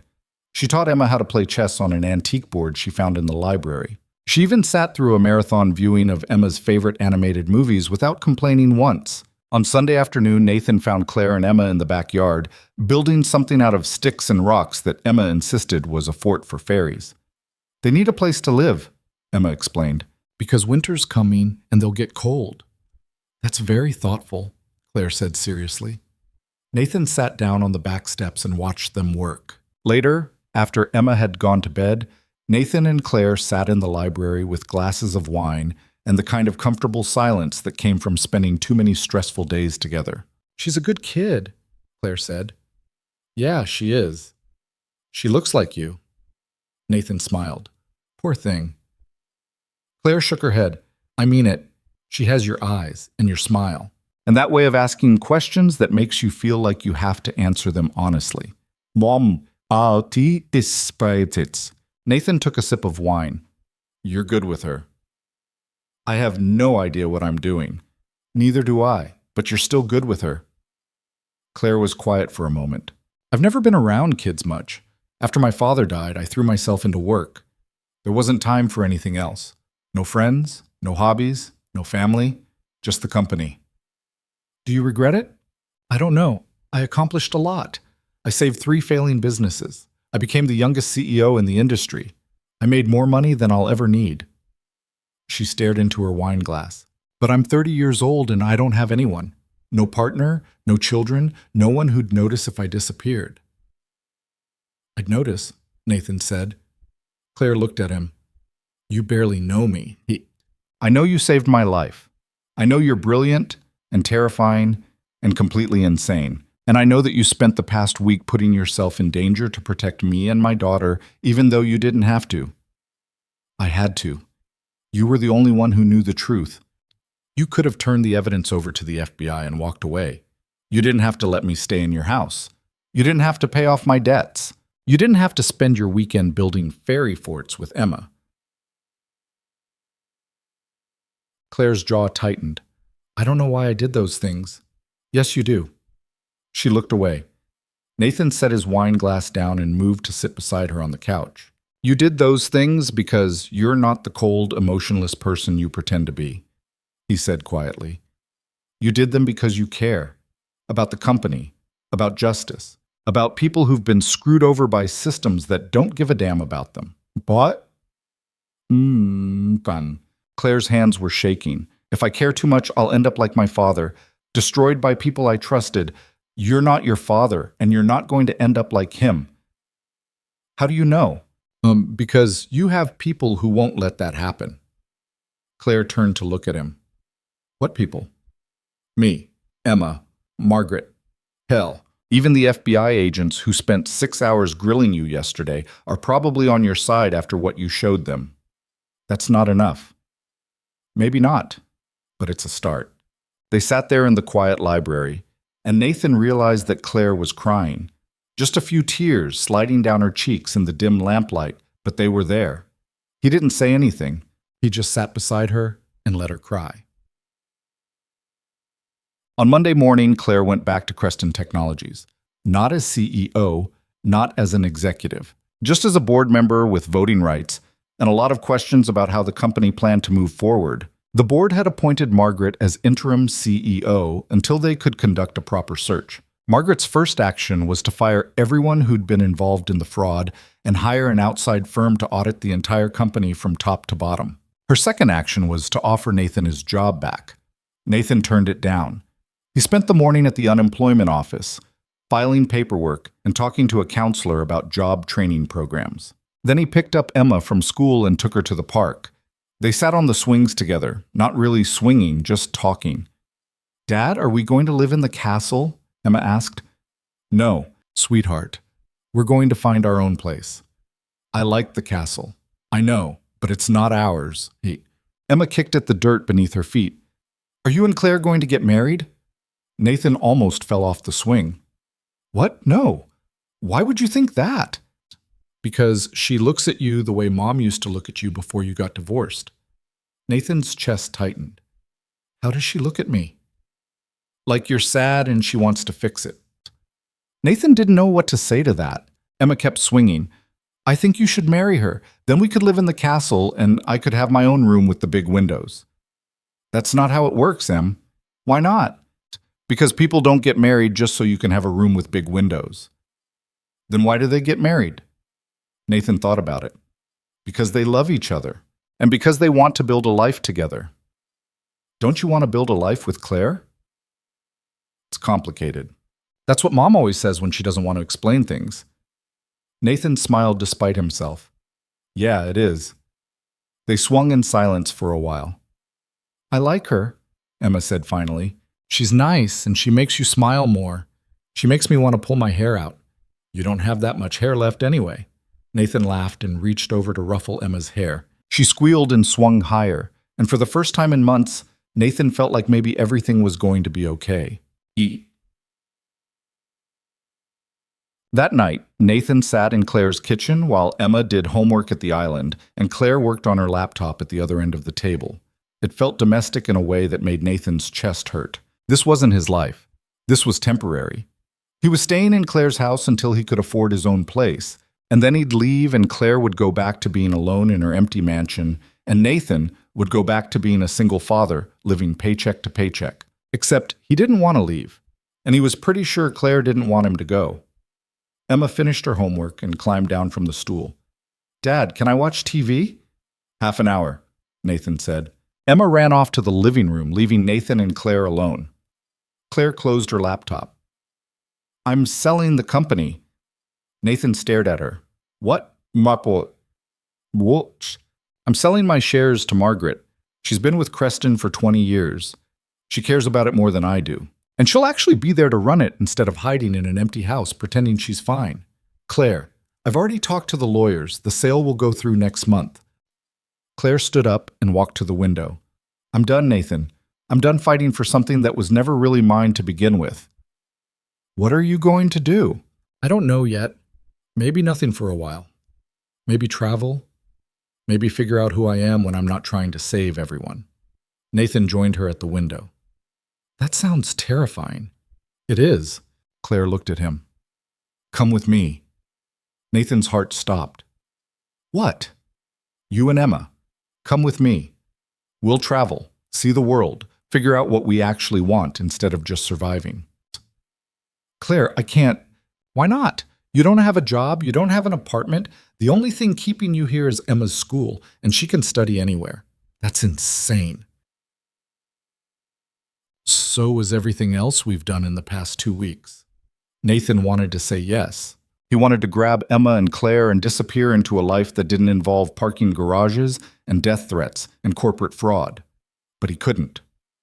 Emma needs stability, he said quietly. She needs a home, a school, friends. She needs normal. And what do you need? Nathan looked at Claire. Really looked at her. At the woman who'd saved his life, who'd trusted him when no one else would, who'd spent her weekend building fairy forts and teaching his daughter to play chess. I need you to be okay, he said. Claire's eyes were bright. I don't know how to be okay. Neither do I. But maybe we can figure it out together. I just said that. About traveling. I know.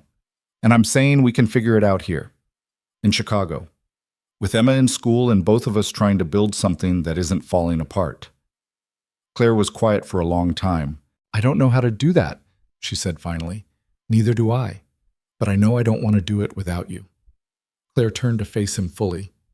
Nathan, I'm a disaster. I have no idea how to have a normal relationship. I work too much. I don't sleep enough. And I'm emotionally unavailable on a good day. I sleep in my car and my daughter thinks you're a princess who lives in a castle. We're both disasters. That's not reassuring. It's not supposed to be. It's just the truth. Claire shook her head, but she was almost smiling. This is a terrible idea. Probably. We're going to fail spectacularly. Maybe. Emma's going to be the most well-adjusted person in this entire arrangement. Definitely. Claire laughed, and it sounded surprised, like she'd forgotten she knew how. Then she kissed him. It wasn't dramatic or perfect. It was messy and uncertain and tasted like wine and exhaustion. But it was real. When they pulled apart, Nathan rested his forehead against hers. I don't have anywhere to live, he said. You can stay here. Claire, I have 12 empty bedrooms. Pick one. Or don't. I don't care. Just stay. Nathan thought about arguing. Thought about all the reasons why this was a bad idea, why he should find his own place. Why he shouldn't let his daughter get attached to a life they couldn't keep. But he was tired of arguing, tired of fighting, tired of doing everything alone. Okay, he said. We'll stay. Claire smiled, actually smiled. And Nathan realized he'd never seen her do that before. From the living room, Emma called out, Dad, my show's over. Can I have ice cream? Mom. It's 8 o'clock on a Monday, Nathan called back. Is that a yes? Nathan looked at Claire. Claire shrugged. Why not? Nathan said. Emma appeared in the doorway, grinning. I heard that. Claire, do you have ice cream? I have no idea. I don't think I've ever looked. Emma ran to the freezer and started rummaging through it. She emerged victorious with a pint of vanilla that was probably 3 years old and covered in frost. This'll work, she announced. Nathan found bowls. Claire found spoons. Emma scooped ice cream for all three of them, giving herself the biggest serving. They sat at the kitchen island together, eating freezer-burnt ice cream and talking about nothing important. And Nathan realized that this was what he'd been fighting for all along. Not a job, not money, not stability. Just this, a moment where his daughter was happy, where he wasn't terrified of losing everything, where the woman beside him looked at him like he mattered. It wasn't perfect, it wasn't even close, but it was enough. The next 3 weeks passed in a blur of paperwork, legal meetings, and slowly rebuilding a life that had been shattered. Claire finalized the sale of her shares to Margaret. The transaction went through without complications, and Margaret took over as permanent CEO with the full support of the board. Nathan met with a financial advisor Claire had hired and learned that all his debts had been paid off. The medical bills, the back rent, the legal fees from the custody battle. All of it. Gone. He cried in the advisor's office and didn't care who saw. With the debts cleared, Nathan started looking for work. Not executive positions or high-paying analyst jobs. Just something stable that would let him be home for dinner every night. He found a job at a small accounting firm that specialized in nonprofit organizations. The pay was modest, the hours were reasonable, and his boss didn't care that he'd spent the past month sleeping in his car. Emma enrolled in a new school closer to Claire's house. She made friends quickly, joined the art club, and started bringing home drawings of castles with 3 people standing in front of them. Nathan pretended not to notice. Claire didn't pretend at all. She hung the drawings on the refrigerator like they were masterpieces. Slowly, the house stopped feeling like a museum and started feeling like a home. Nathan moved his things out of the guest room and into Claire's room after 2 weeks of dancing around the subject. Emma asked why they were sharing a room now, and Nathan stumbled through an explanation about how sometimes adults who care about each other like to spend more time together. Emma just shrugged and asked if that meant they could get a dog. They did not get a dog, but they did get a cat, a scrappy orange tabby from the shelter that Emma named Commander Whiskers, and Claire pretended to tolerate but secretly adored. Nathan came home from work one day to find Claire on the couch with the cat asleep in her lap while she read a book about astrophysics. She looked up when Nathan walked in and said, "Don't say anything." "I wasn't going to." "You're smiling. That counts as saying something." Nathan sat down beside her and the cat immediately abandoned Claire to climb into his lap instead. "Traitor," Claire muttered. Emma ran downstairs with a drawing of Commander Whiskers wearing a tiny crown. "Look what I made." "It's perfect," Nathan said. Claire took the drawing and studied it seriously. "The proportions are good, and the crown is anatomically accurate for a cat monarch." Emma beamed. They hung the drawing on the refrigerator next to the others. That night, after Emma was asleep and the house was quiet, Nathan and Claire sat in the library with glasses of wine and the comfortable silence that had become their default. "I got a call from the FBI today," Claire said. Nathan tensed. "What did they say?" "Richard's pleading guilty to fraud, embezzlement, and conspiracy. He's trying to negotiate a deal to avoid the murder charge, but the prosecutor isn't interested. Greg's cooperating in exchange for a reduced sentence." "And you? Are they done with you?" "For now. I have to testify at the trial, but that's not for another 6 months." Claire swirled the wine in her glass. "It's over, Nathan. Actually over." "How does that feel?" "Strange. I spent so long fighting that I don't know what to do now that there's nothing left to fight for." Nathan set his glass down. "You could start living." "I don't know how." "Neither do I, but we're figuring it out." Claire leaned her head against his shoulder. "I'm terrified I'm going to screw this up." "You probably will. So will I. But we'll screw it up together." "That's not comforting." "It's honest." Claire laughed quietly. "I suppose that's something." They sat there until the wine was gone and the fire in the fireplace had burned down to embers. Then they went upstairs to the bedroom they shared and fell asleep tangled together like they'd been doing it for years instead of weeks. And for the first time in a long time, Nathan didn't have nightmares about losing everything, because the things that mattered were right there beside him, and they weren't going anywhere. 6 months after Richard Dawson's arrest, Creston Technologies held its annual charity gala at the Drake Hotel. Nathan didn't want to go. He'd left that world behind when he turned down the executive position, and walking back into a room full of corporate executives and board members felt like stepping into a life he'd intentionally escaped. But Claire had been invited as a former board member and major shareholder, and she'd asked him to come with her, not because she needed him there, just because she wanted him there. So Nathan rented a suit that didn't fit quite right and spent 20 minutes trying to tie his tie before Claire finally came into the bedroom and did it for him without saying a word. Emma was staying with Nathan's ex-wife for the weekend. Before they'd left, she'd made Nathan promise to take pictures of Claire's dress and bring her back something fancy from the dessert table. "You look terrified," Claire said, adjusting Nathan's collar. "I am terrified. It's just a party. It's a room full of people who used to be your colleagues, people who voted you out, people who probably think you're insane for dating a guy who used to sleep in his car." Claire stepped back and looked at him. She was wearing a dark blue dress that Nathan didn't have the vocabulary to describe, except that it made her look like she could run a country or burn one down depending on her mood. "Let them think whatever they want," she said. "I stopped caring what those people thought about 6 months ago." "Do you ever miss it?" Nathan asked. "The company, being CEO, having that kind of power." Claire considered the question. "Sometimes, I miss the feeling of fixing something broken. I miss knowing exactly what I was supposed to do every day." She picked up her purse from the dresser. "But I don't miss the person I was when I had all that. I don't miss being alone." Nathan took her hand.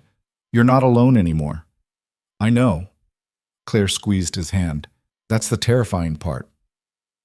They drove to the Drake in Claire's Mercedes, and Nathan spent the entire ride trying to remember how to make small talk with people who earned more in a month than he made in a year. The hotel ballroom was decorated like something out of a movie. Crystal chandeliers, white tablecloths, flower arrangements that probably cost more than Nathan's rent. The entire room smelled like expensive perfume and ambition. Claire walked in like she owned the place, her hand tucked into the crook of Nathan's arm. Heads turned. Conversations paused. Nathan could feel people staring, could hear the whispers that followed them across the room. Margaret Chen appeared almost immediately, wearing a silver dress and a smile that looked genuine. "Claire, I'm so glad you came." She pulled Claire into a hug, then turned to Nathan. "And Nathan, it's good to see you again." "You too," Nathan said. "How's the new job?" "Quiet, which is exactly what I wanted." Margaret laughed. "I don't blame you. After everything you went through, you earned some peace." She glanced at Claire. "Both of you did." "How's the company?" Claire asked. "Stable, profitable, boring?" Margaret's smile widened. "Exactly what it should be. We finished the internal audit last month, found a few more irregularities that Richard had buried, but nothing catastrophic. The board's happy. The investors are happy. For the first time in years, we're not putting out fires." "That's good," Claire said, and Nathan could hear that she meant it. They talked for a few more minutes before Margaret excused herself to greet other guests. Nathan and Claire found their assigned table near the back of the room and sat down. Over the next hour, a steady stream of people stopped by to say hello to Claire. Some were sincere. Some were clearly fishing for gossip about Richard's trial. A few looked like they wanted to apologize for voting her out, but couldn't quite figure out how to do it without admitting they'd been wrong. Claire handled all of them with the same cool politeness, never giving them more than they deserved. Nathan watched her navigate the conversations and realized that she'd changed over the past 6 months. Not in any dramatic way, but in small, quiet shifts that added up to someone different. She smiled more. She didn't flinch when people got too close. She laughed at jokes that weren't particularly funny just because it felt good to laugh. She looked happy. The gala's program started with a speech from Margaret about Creston's commitment to community investment and education initiatives. Then there were awards, presentations, a live auction that raised an obscene amount of money for local schools. Nathan bid on a weekend getaway package to a cabin in Michigan and lost to someone who casually threw down $5,000, like it was pocket change. "We could have just rented a cabin," Claire whispered. "That's not the same as winning one." "You're competitive about the strangest things," says the woman who spent 3 hours teaching Emma chess openings last week. Claire smiled. "That's different. Emma needs to know how to defend against the Sicilian. She's 6. Exactly. Start them young." The dinner was served and Nathan picked at his food while Claire made polite conversation with the people at their table. Most of them were mid-level executives Nathan didn't recognize, but they all knew who Claire was. One of them, a man in his 50s with gray hair and an expensive watch, leaned across the table toward Claire. "I heard you sold your shares to Margaret," he said. "That must have been a difficult decision." "Not really," Claire said. "It was time to move on." "Still, walking away from a company you rebuilt, that takes courage. Or stupidity," Claire said lightly. "I haven't decided which yet, The man laughed like she'd made a joke, but Nathan could see the truth underneath. Claire still wasn't sure she'd made the right choice. She was still figuring out who she was without the company defining her. Nathan reached under the table and took her hand. She squeezed it without looking at him. After dinner, the lights dimmed and a string quartet started playing. People moved toward the dance floor in pairs, swaying to music that was probably classical, but all sounded the same to Nathan. "Do you want to dance?" Claire asked. Nathan stared at her. "I don't know how to dance." "Neither do I." "Then why are we doing this?" "Because everyone else is, and I don't want to sit here watching them anymore." Claire stood up and held out her hand. Nathan took it. They moved to the edge of the dance floor, and Claire put one hand on Nathan's shoulder while he tried to figure out where his other hand was supposed to go. "Waist, Claire said, "and try not to step on my feet." "Sa askoy, mamaas." No promises. They started moving, and it was awkward and clumsy, and Nathan absolutely stepped on her feet twice in the first 30 seconds. But Claire didn't care. She just laughed and kept dancing, and eventually Nathan stopped thinking about what he was supposed to be doing and just followed her lead. "This is weird," Nathan said. "What is?" "This. Us. Being at a corporate gala like we're normal people. We are normal people." "You know what I mean." Claire looked up at him. 6 months ago, I was sleeping 4 hours a night and running a company I hated. You were sleeping in your car and fighting for custody of your daughter. Now we're dancing at a charity gala and going home to a house that has a cat named Commander Whiskers. I'd say we're doing pretty well. You think so? I think we're alive. I think we're together. I think that's more than either of us expected. Nathan pulled her closer. I love you. The words came out before he could stop them. Claire went very still. Nathan's heart was pounding. Sorry, I didn't mean to. Say it again, Claire said quietly. What? Say it again. I need to make sure I heard you right. Nathan looked at her, at the woman who'd saved his life, who'd taken him in when he had nowhere to go, who'd built fairy forts with his daughter and taught her chess and slowly learned how to be part of something bigger than just herself. I love you, he said. Claire's eyes were bright. I don't know how to do this. Do what? This. Love. I don't know how to be the person someone loves. You're already doing it. I'm terrible at it. I work too much. I don't talk about my feelings. I get angry when things don't go the way I planned. I know. I love you anyway. Claire shook her head, but she was smiling. You're an idiot. Probably. I love you too. Oh. Nathan kissed her right there on the dance floor in front of 200 people who probably had opinions about it. He didn't care. When they pulled apart, Claire was laughing. What? Nathan asked. Nothing. I just never thought I'd be the kind of person who kisses someone at a charity gala. You're full of surprises. Apparently. They kept dancing, and Nathan realized that this was what happiness felt like. Not some grand, sweeping moment, just this. Dancing badly with someone you loved while a string quartet played and the world kept spinning. Over Claire's shoulder, Nathan saw Greg Tomlinson standing near the bar. Nathan's entire body went tense. Claire felt it immediately. What's wrong? Greg's here. Claire turned to look. Greg was watching them, a glass of whiskey in his hand and an expression on his face that Nathan couldn't read. I thought he was in prison, Nathan said. He got out on bail last month. Trial's not until next year. Claire's voice had gone cold. I didn't know he'd be here. Do you want to leave? No, this is Margaret's event. I'm not letting him ruin it. But Nathan could feel her hands shaking. Greg started walking toward them. Nathan stepped in front of Claire without thinking. Stay behind me. Nathan, just stay behind me. Greg stopped a few feet away. Up close, he looked like hell. His face was thinner, his eyes were bloodshot, and his suit hung on him like he'd lost 20 pounds since the arrest.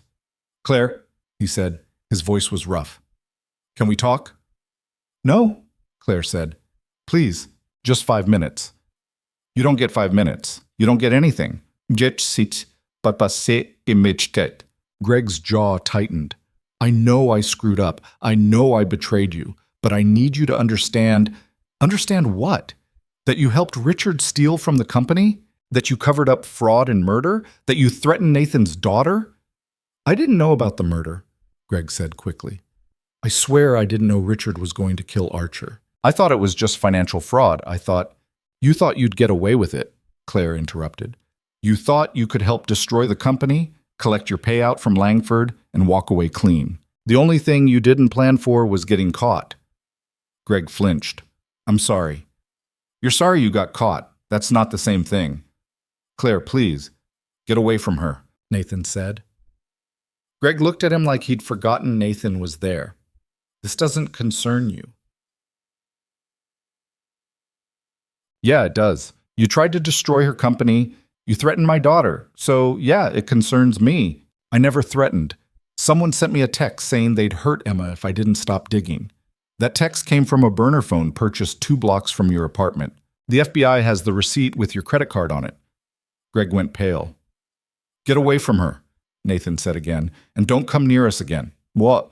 Greg looked at Claire one more time, like he was hoping she'd intervene, hoping she'd tell Nathan to back off and give Greg a chance to explain. Claire didn't say a word. Greg turned and walked away. Nathan watched him go, his heart still pounding. Claire put a hand on his arm. You okay? No. Are you? No. Claire took a shaky breath. But I will be. They left the dance floor and went back to their table. Nathan's hands were still trembling from the adrenaline. Margaret appeared a few minutes later, looking concerned. I saw Greg talking to you. I'm sorry. I didn't think he'd actually show up. It's fine, Claire said. It's not fine. I'll have security remove him. Don't. He's leaving anyway. And I don't want to make a scene at your event. Margaret hesitated. Are you sure? I'm sure. Margaret nodded and squeezed Claire's shoulder before walking away. Nathan and Claire sat in silence for a while, watching people dance and laugh and pretend like the world wasn't complicated. I thought seeing him would make me angry, Claire said quietly, but I just feel sad. Why sad? Because he was my father's friend. He was supposed to be someone I could trust. And he threw it all away for money. Nathan didn't have a good response to that. Do you think people can change? Claire asked. I don't know. I think people can make different choices, but I don't know if that's the same thing as changing. Claire nodded slowly. I want to believe that people are redeemable, that no matter how badly they screw up, they can still come back from it. Do you believe that about Greg? No, but I want to believe it about myself. Nathan turned to look at her. What do you mean? I spent 10 years being ruthless, firing people, cutting costs, destroying anyone who got in my way. I told myself it was necessary, that I was saving the company.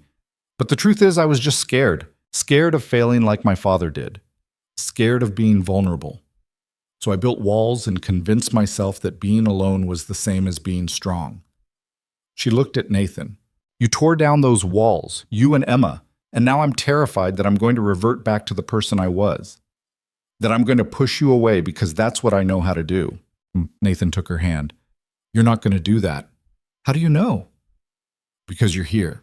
Because you chose to stay even when it was easier to leave. Because you're sitting at a charity gala trying to figure out how to be a better person instead of just pretending you already are one. Claire's eyes were wet. I don't want to be alone anymore. Then don't be. Stay with me. Stay with Emma. Stay with the cat who hates everyone except you. Build something real instead of something perfect. Claire laughed through the tears. Commander Whiskers doesn't hate everyone. He's just particular. He's a judgmental orange nightmare and you love him. I do, Claire admitted. I love all of you. Even the parts that are messy and complicated and don't make sense. Good. Because that's all we've got. They sat there together while the gala continued around them, and Nathan realized that this was what healing looked like. Not some dramatic transformation, not a sudden revelation, just two broken people choosing to stay together even when it was hard. An hour later, they said goodbye to Margaret and left the gala early. On the drive home, Claire was quiet. You okay? Nathan asked. I'm thinking. About what? About what we're building, about what comes next. And? Claire was quiet for a moment. I want to start a foundation. Nathan glanced at her. What kind of foundation? One that helps people who are trying to rebuild their lives. People who've lost everything and don't know where to start. People like you were 6 months ago. Nathan's chest tightened. Claire, I have the money from selling my shares. I have the time. And I have first-hand experience watching someone claw their way back from nothing. She looked at him.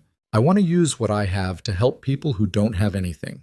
People who just need someone to believe in them long enough for them to believe in themselves.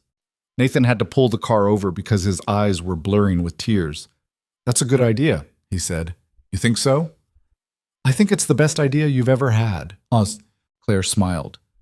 Will you help me? With what? Running it. You know what it's like to be on the other side. You know what people actually need versus what people think they need. Nathan stared at her. I'm an accountant at a nonprofit. I don't know how to run a foundation. Neither do I. We'll figure it out together. Nathan laughed. You keep saying that. Because it keeps being true, They sat there on the side of the road while cars passed by and the city lights flickered in the distance. Okay, Nathan said finally. Let's do it. They spent the next month putting together a business plan for the foundation. Claire handled the legal paperwork and the financial structure. Nathan handled the outreach, connecting with local organizations that worked with homeless families, single parents, people rebuilding after addiction or incarceration. They called it the Second Chance Foundation, which Emma said was boring but also nice. The foundation officially launched 3 months later with a small ceremony at a community center on the south side of Chicago. No crystal chandeliers, no expensive flower arrangements, just folding chairs, homemade cookies, and 50 people who'd been helped by the program's pilot run. Nathan stood at the front of the room and talked about what it felt like to lose everything. About sleeping in his car, about missing his daughter's school events because he couldn't afford to take time off work, about the shame that came from failing when everyone expected you to succeed. This foundation exists because someone gave me a second chance when I didn't deserve one, Nathan said, looking at Claire. And now we want to give that same chance to as many people as we can. Claire talked about her father, about watching him lose everything and not knowing how to save him, about spending 10 years trying to fix companies because she didn't know how to fix herself. We can't save everyone, she said, but we can show up. We can listen. We can provide resources and support and a reminder that failure isn't permanent, that you can lose everything and still rebuild. Emma sat in the front row with Commander Whiskers and a cat carrier beside her, drawing pictures of the people in the room. After the ceremony, people came up to thank them. A single mother who'd gotten help with childcare so she could finish her nursing degree. A man who'd been homeless for 3 years and now had an apartment and a job at a warehouse. A teenager who'd aged out of foster care and didn't know how to navigate the world alone until the foundation connected her with a mentor. Nathan listened to their stories and realized that this was what mattered. Not corner offices or executive titles or proving that he was worth something. Just showing up for people who needed someone to show up. That night, back at the house, Nathan found Claire in the library staring at a picture on her phone. "What's that?" he asked. "A photo my father sent me the day before he died. I found it in his email backups." She showed Nathan the screen. It was a picture of a younger Claire, maybe 16 or 17, standing in front of Creston's original office building with a huge smile on her face. He wrote, "This is what I'm fighting for," in the email, Claire said. "I never understood what he meant until now."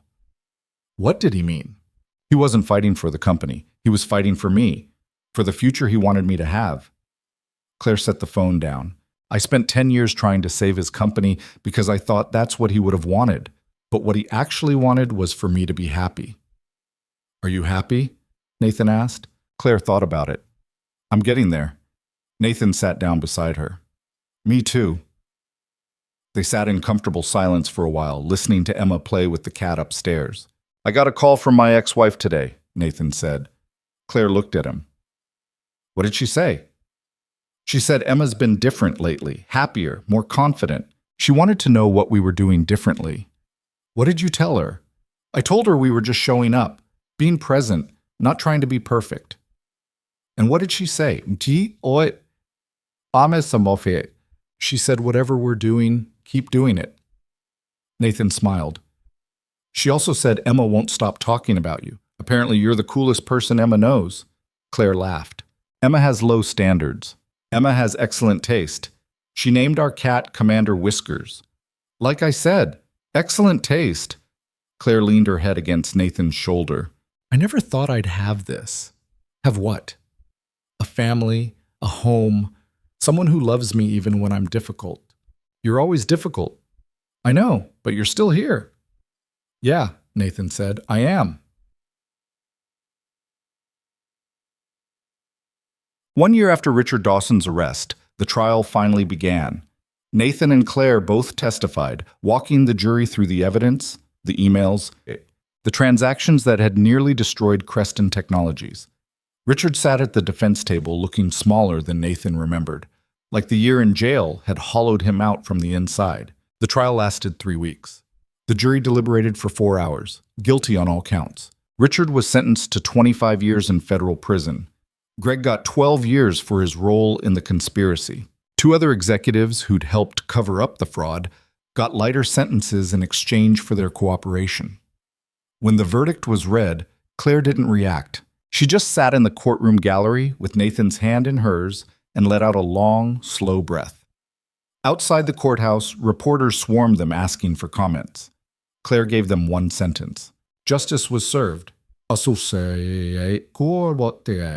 Then she and Nathan got in the car and drove home. Emma was waiting for them on the front steps with Commander Whiskers in her lap. "Did the bad man go to jail?" she asked. "Yeah, sweetheart," Nathan said. "He did." "Good. Now can we get pizza?" Nathan looked at Claire. Claire shrugged. "Sure, Nathan said.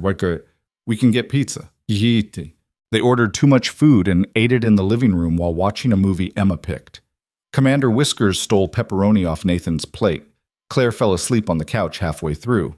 Nathan covered her with a blanket and sat there watching his daughter and the woman he loved and the cat who barely tolerated him, and thought about how a year ago he'd been sleeping in his car with no idea if he'd ever see Emma again. Life was strange like that. One moment you were at the bottom, convinced you'd never climb out.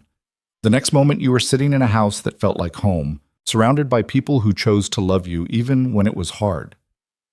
Emma finished her pizza and curled up next to Claire on the couch, her small hand resting on Claire's arm. "Dad?" Emma said quietly. "Yeah? Are we going to stay here forever?" "I don't know, Em. Do you want to?" Emma thought about it. "Yeah, I like it here. It feels safe." Nathan's throat was tight. "Yeah, me too. And I think Claire likes having us here." "What makes you say that?" "Because she smiles more now. And she doesn't work all the time. And she lets Commander Whiskers sleep on her bed even though she says she doesn't." Nathan laughed quietly. "You're pretty observant, kid." "I know." Emma yawned. "Dad?" "Yeah?" "I'm glad we didn't give up." Nathan looked at his daughter, at the life they'd built from the wreckage of everything they'd lost. "Me too, sweetheart. Me too." 2 years after the foundation launched, Nathan stood in front of a room full of donors and community partners and talked about the 300 families they'd helped rebuild their lives. Claire stood beside him, no longer the ruthless CEO who'd fired 60 people in her first week. Just a woman who'd learned that power wasn't about control. It was about choosing to use what you had to lift other people up. Emma, now 8 years old, sat in the front row doing homework. She'd gotten taller, louder, more confident. She still drew pictures of castles, but now they had gardens and families and cats wearing crowns. After the presentation, a young woman approached Nathan. She was maybe 23, 24, with nervous eyes and a baby on her hip. "Mr. Cole," she said, "I just wanted to say thank you. Your foundation helped me get into a nursing program. I start next month." Nathan shook her hand. "That's great. Congratulations. I was living in my car with my son for 6 months before I found you. I didn't think anyone would help me, but you did."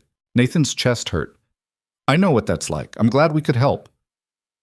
The woman's eyes were wet. "My son's going to grow up knowing his mom didn't give up, because you didn't give up on me." After she left, Claire put her hand on Nathan's back. "You okay?" she asked. "Yeah, just thinking about how different things could have been." "But they're not. You're here. She's here. 300 families are here because you chose to keep going even when it was hard." Nathan turned to look at her.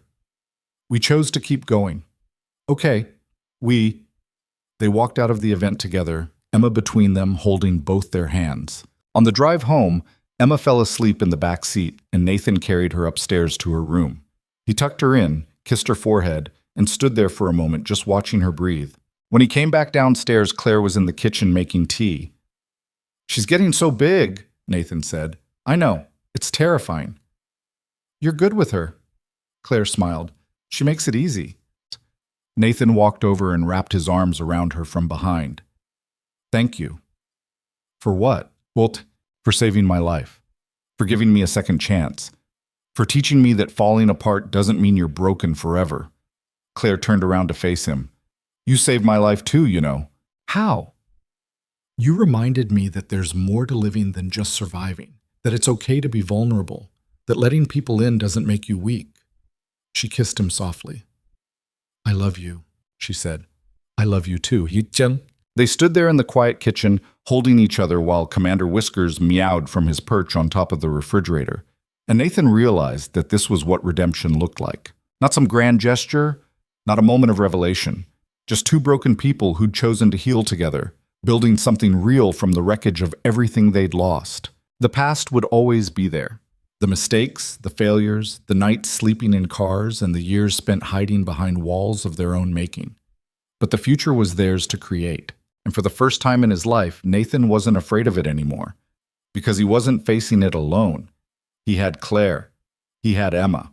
He had a cat who judged him constantly, and a foundation that helped people who needed someone to believe in them. He had a home that felt like home. And that was enough, more than enough. It was everything.